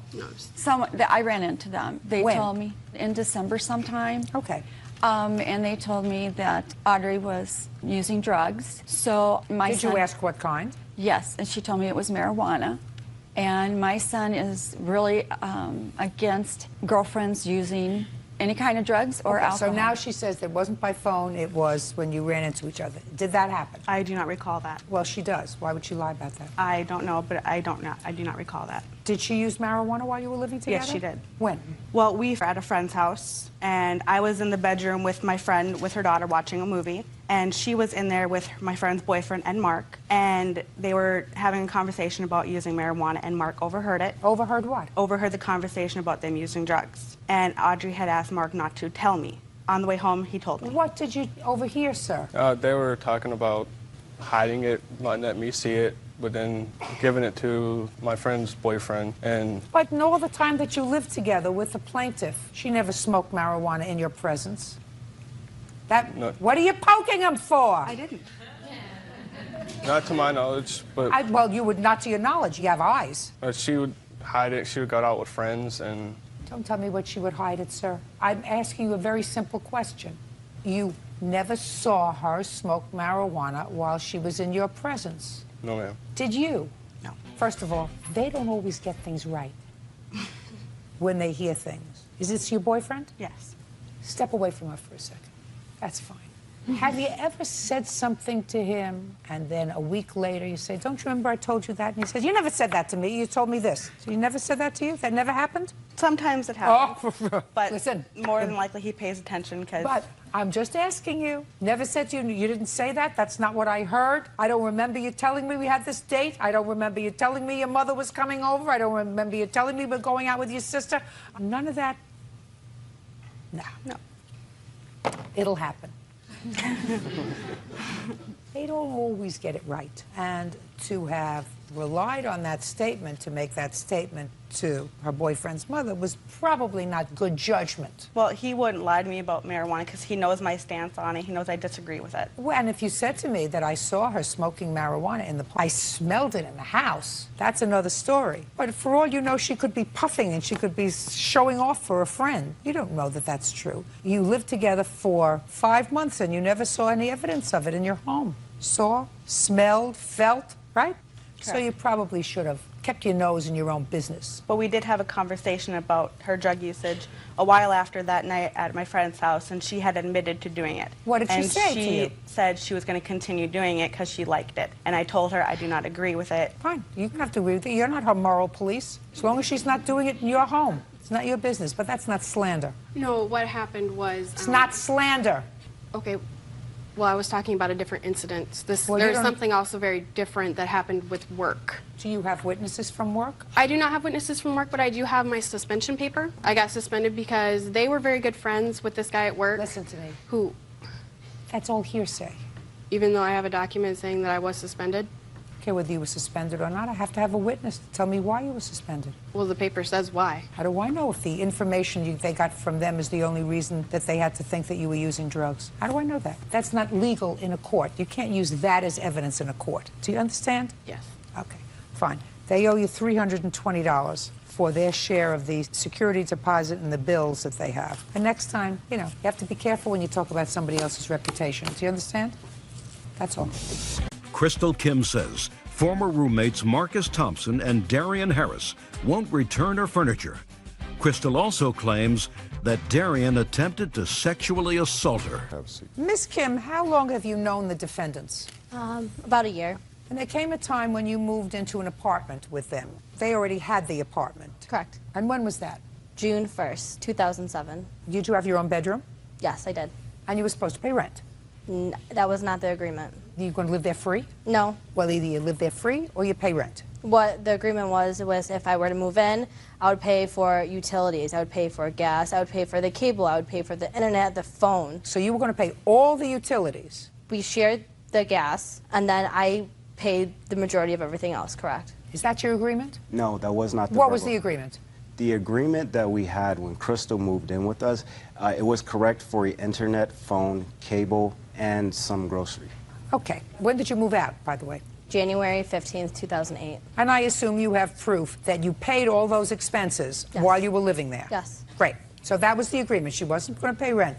Phone, cable, internet, and buy groceries. Yes. Your claim is that when you moved in, you bought some furniture, and they were supposed to pay you back for their 2/3 of the furniture. When you moved out on January 15th, 2008, you left the furniture there, and they refused to pay you for it, and they had never paid you for it. The defendants say that you did not pay rent.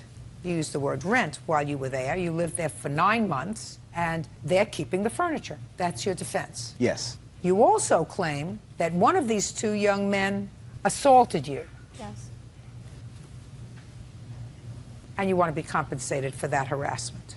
So I'd like to see your checks for the phone bill, the cable, and the internet from June until January. All the transactions were done in cash. Then just give me the receipts. I have the receipt of the furniture that was purchased on my I'm not credit card. interested in the furniture. Listen to what their defense is. Their defense is that you lived there free for 9 months, and they let you live there free without paying these expenses that you were supposed to pay because you had purchased furniture. Am I reading your defense correctly? Yes. I mean, is that true? Pay the phone bill. She did. And she paid for groceries? That was breached. When? That was breached the second month that she was there. Crystal purchased groceries 2, maybe 3 times at the most. And then it became a situation where she just purchased food for herself. And I also want to add that she was only... Just a second. Did you have that discussion with them? No. I moved in. I paid for groceries for everybody. Everybody was fed. It got to a point where after a while, I was never even there. I was working 2 jobs. I went to school full-time. I was never home to eat. I was never home to go grocery shopping. The agreement when I moved in was nothing about groceries at all. Well, you already told me you bought food for everybody. I did, but I just help out. But that was your agreement. That was your rent, Miss Kim. That was your rent, whether you were eating there or not. Then you should have gone back and said to them, listen, we have to redo this agreement because I'm not here and I'm not eating. So I don't want to buy groceries. I have a bedroom. I'll pay something towards the rent on the house or the apartment, but I'm not going to buy groceries because I'm not eating here. I also gave them money for rent. Oh, you did? I did. Oh, fine. You didn't tell me that. You told me you didn't give them money for rent. The agreement was I didn't have to pay rent, but I still did. How much did you pay them? Whatever they asked me. One time they wanted $200. Next month they wanted $100. Our rent was only $500, so it was split between 4 people. Who was the 4th? My girlfriend. Well, she was a girlfriend. Her name is Tiffany. Did she give you money? No. I personally never witnessed or accepted rent money from Crystal. And just a quick point, Crystal came home every night. It was never a night when she ever didn't come home. Did you ever accept any cash from her? In situations where we needed help with the utilities, never for rent. Rent was always handled by Darian and I. Whatever it was, you accepted cash from her? Small deposits, Your Honor. Whatever. All right, you have to give the furniture back. Do you understand? Furniture goes back to her. You cannot have a loose kind of arrangement like this and expect somebody else to figure out. You're supposed to have a contract. It doesn't always have to be in writing. It should be in writing. Yes. But you have to have a contract. You pay $40 a week, plus your own phone. You pay $200 a month, plus a quarter of the utilities. You can't have this nebulous arrangement and then expect me to figure it out. Do you understand? Yes. Put your hand down. Do you understand what I'm saying? I understand. Perfect. So she's getting her furniture back, 5 days. They've damaged the furniture. Listen, you shouldn't have left it there any longer than you had to. 5 days from today, you get your furniture back. Do you understand? Yes, ma'am. Very good. Put your hand down. Okay. 5 days from today, she gets her furniture back. Do you understand? Yes. Now, you want to give me this assault in 30 seconds or less?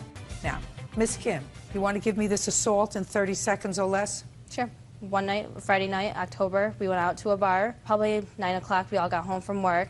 We all went, we had a couple of drinks. We came home and we watched a movie. When I fell asleep, we all fell asleep. Marcus and Tiffany decided to go into the bedroom and go to bed, where Darian waited outside for me. Who's Darian? That's me. Go ahead. I woke up, it was at 7 a.m. He was on top of me, one hand down unbuttoning my pants, another trying to touch the upper part of my breast. And? I eventually woke up. I pushed him off. So you pushed him off, and? I ran into my bedroom. And that was in October? That was October. I locked myself in my room. Yeah, and?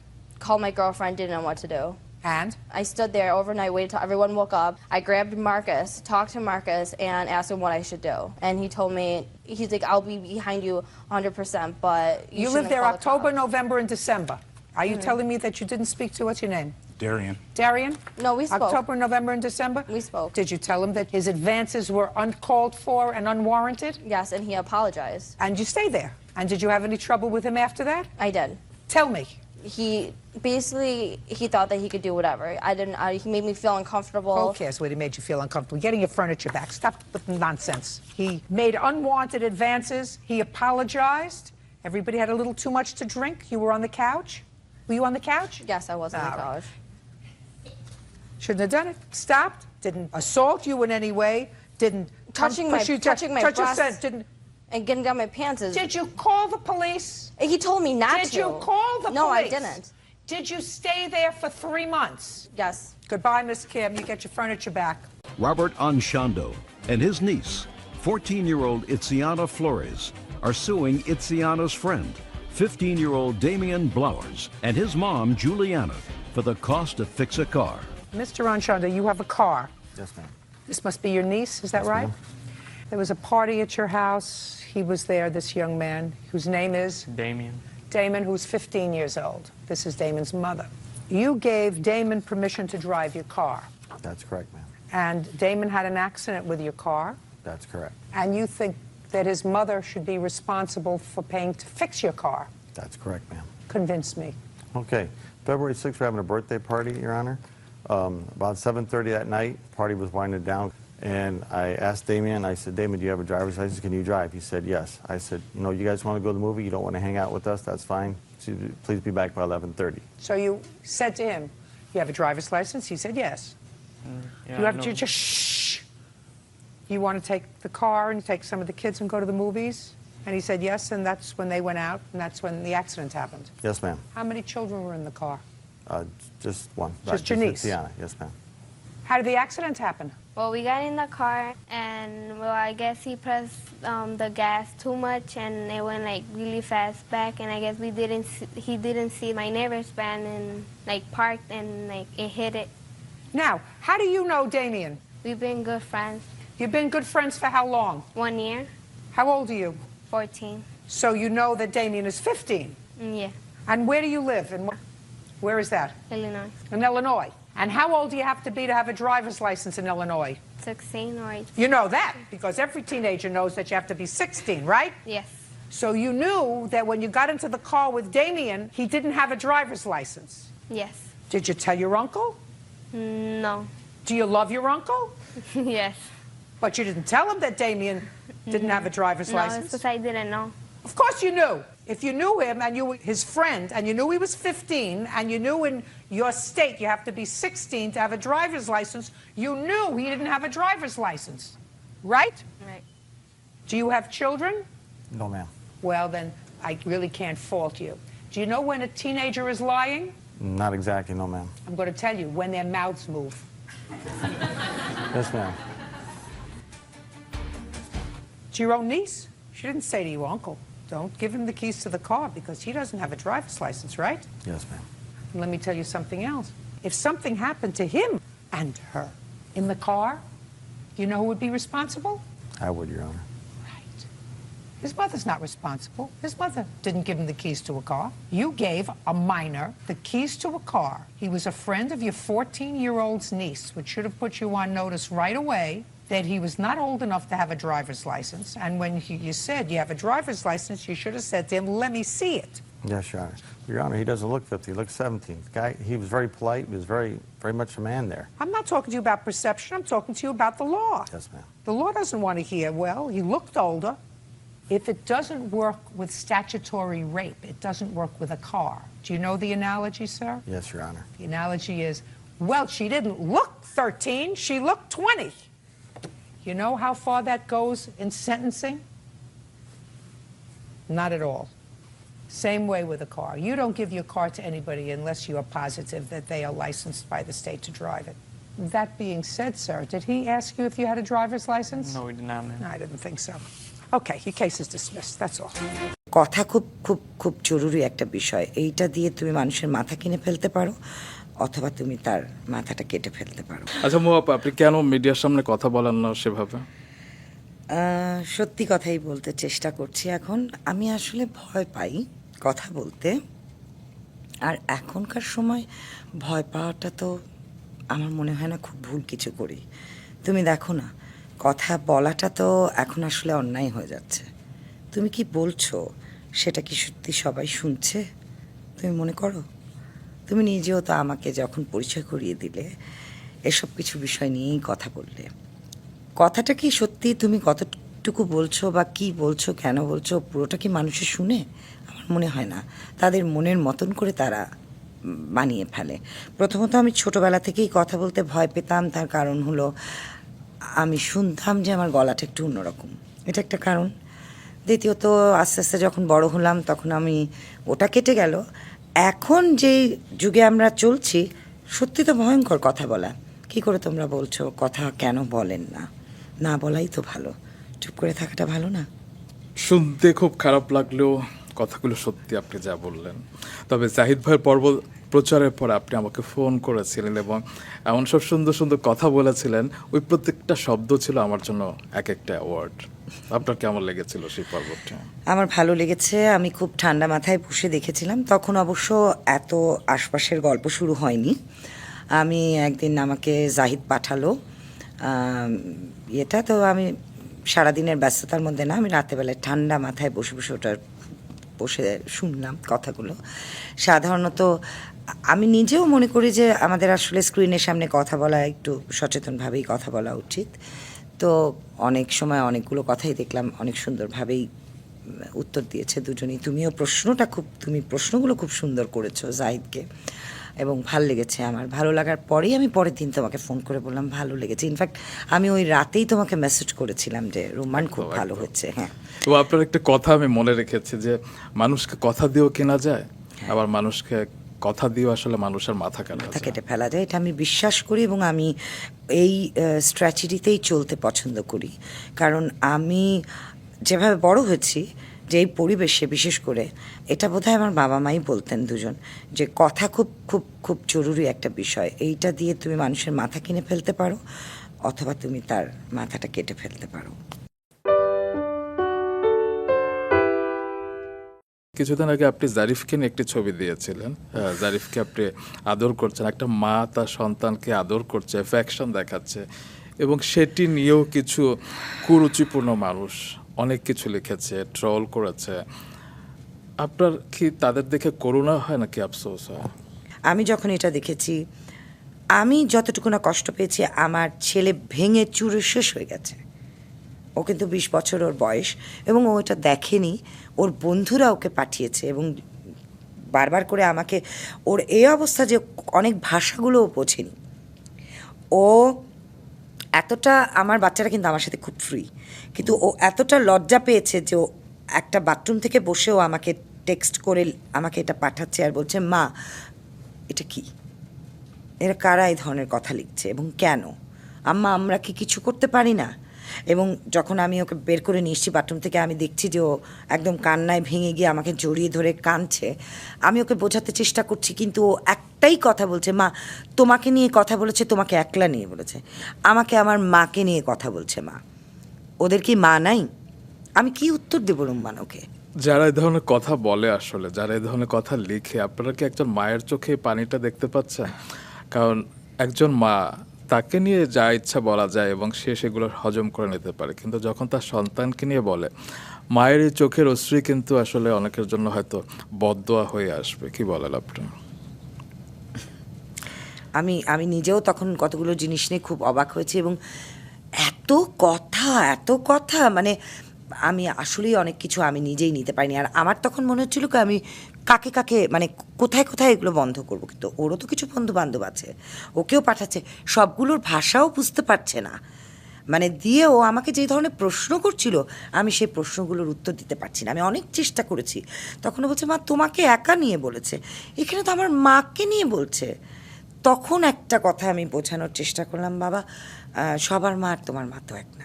একটা জিনিস আমার আজকে খুব মনে পড়ছে, আমি যখন অল্প বয়সে আমার স্কুলে পড়েছি, আমার কিছু টিচারদের কথাও আমার আজকে মনে পড়ছে। আমার একটা বাংলা টিচার ছিলেন মিসেস বিলকিস, একটা কবিতা পড়িয়েছিলেন, পাছে লোকে কিছু বলে। আমরা সবাই পড়েছি, তুমিও হয়তো পড়েছো কবিতাটা। মানে এখন যেটার মূল্য বুঝতে পারছি, তখন টিচার বুঝে বলেছিলেন যে পাছে লোকে সব সময় তোমাকে নিয়ে কথা বলবে। তো এখন যেটা আসলে বুঝতে পারছি যে কিছু মানুষ আছে কিন্তু সব সময় তোমাকে নিয়ে কথা বলবে। তো ওটা আমরা বুঝলেও অনেক সময় আমাদের বাচ্চাদের যে বয়স এখন চলছে সেটা তারা বোঝার চেষ্টা করছে না বা বুঝতে পারছে না। হয়তো তারা যখন বুঝবে সেটার এই হয়তো ওই মূল্যটাই আর থাকবে না।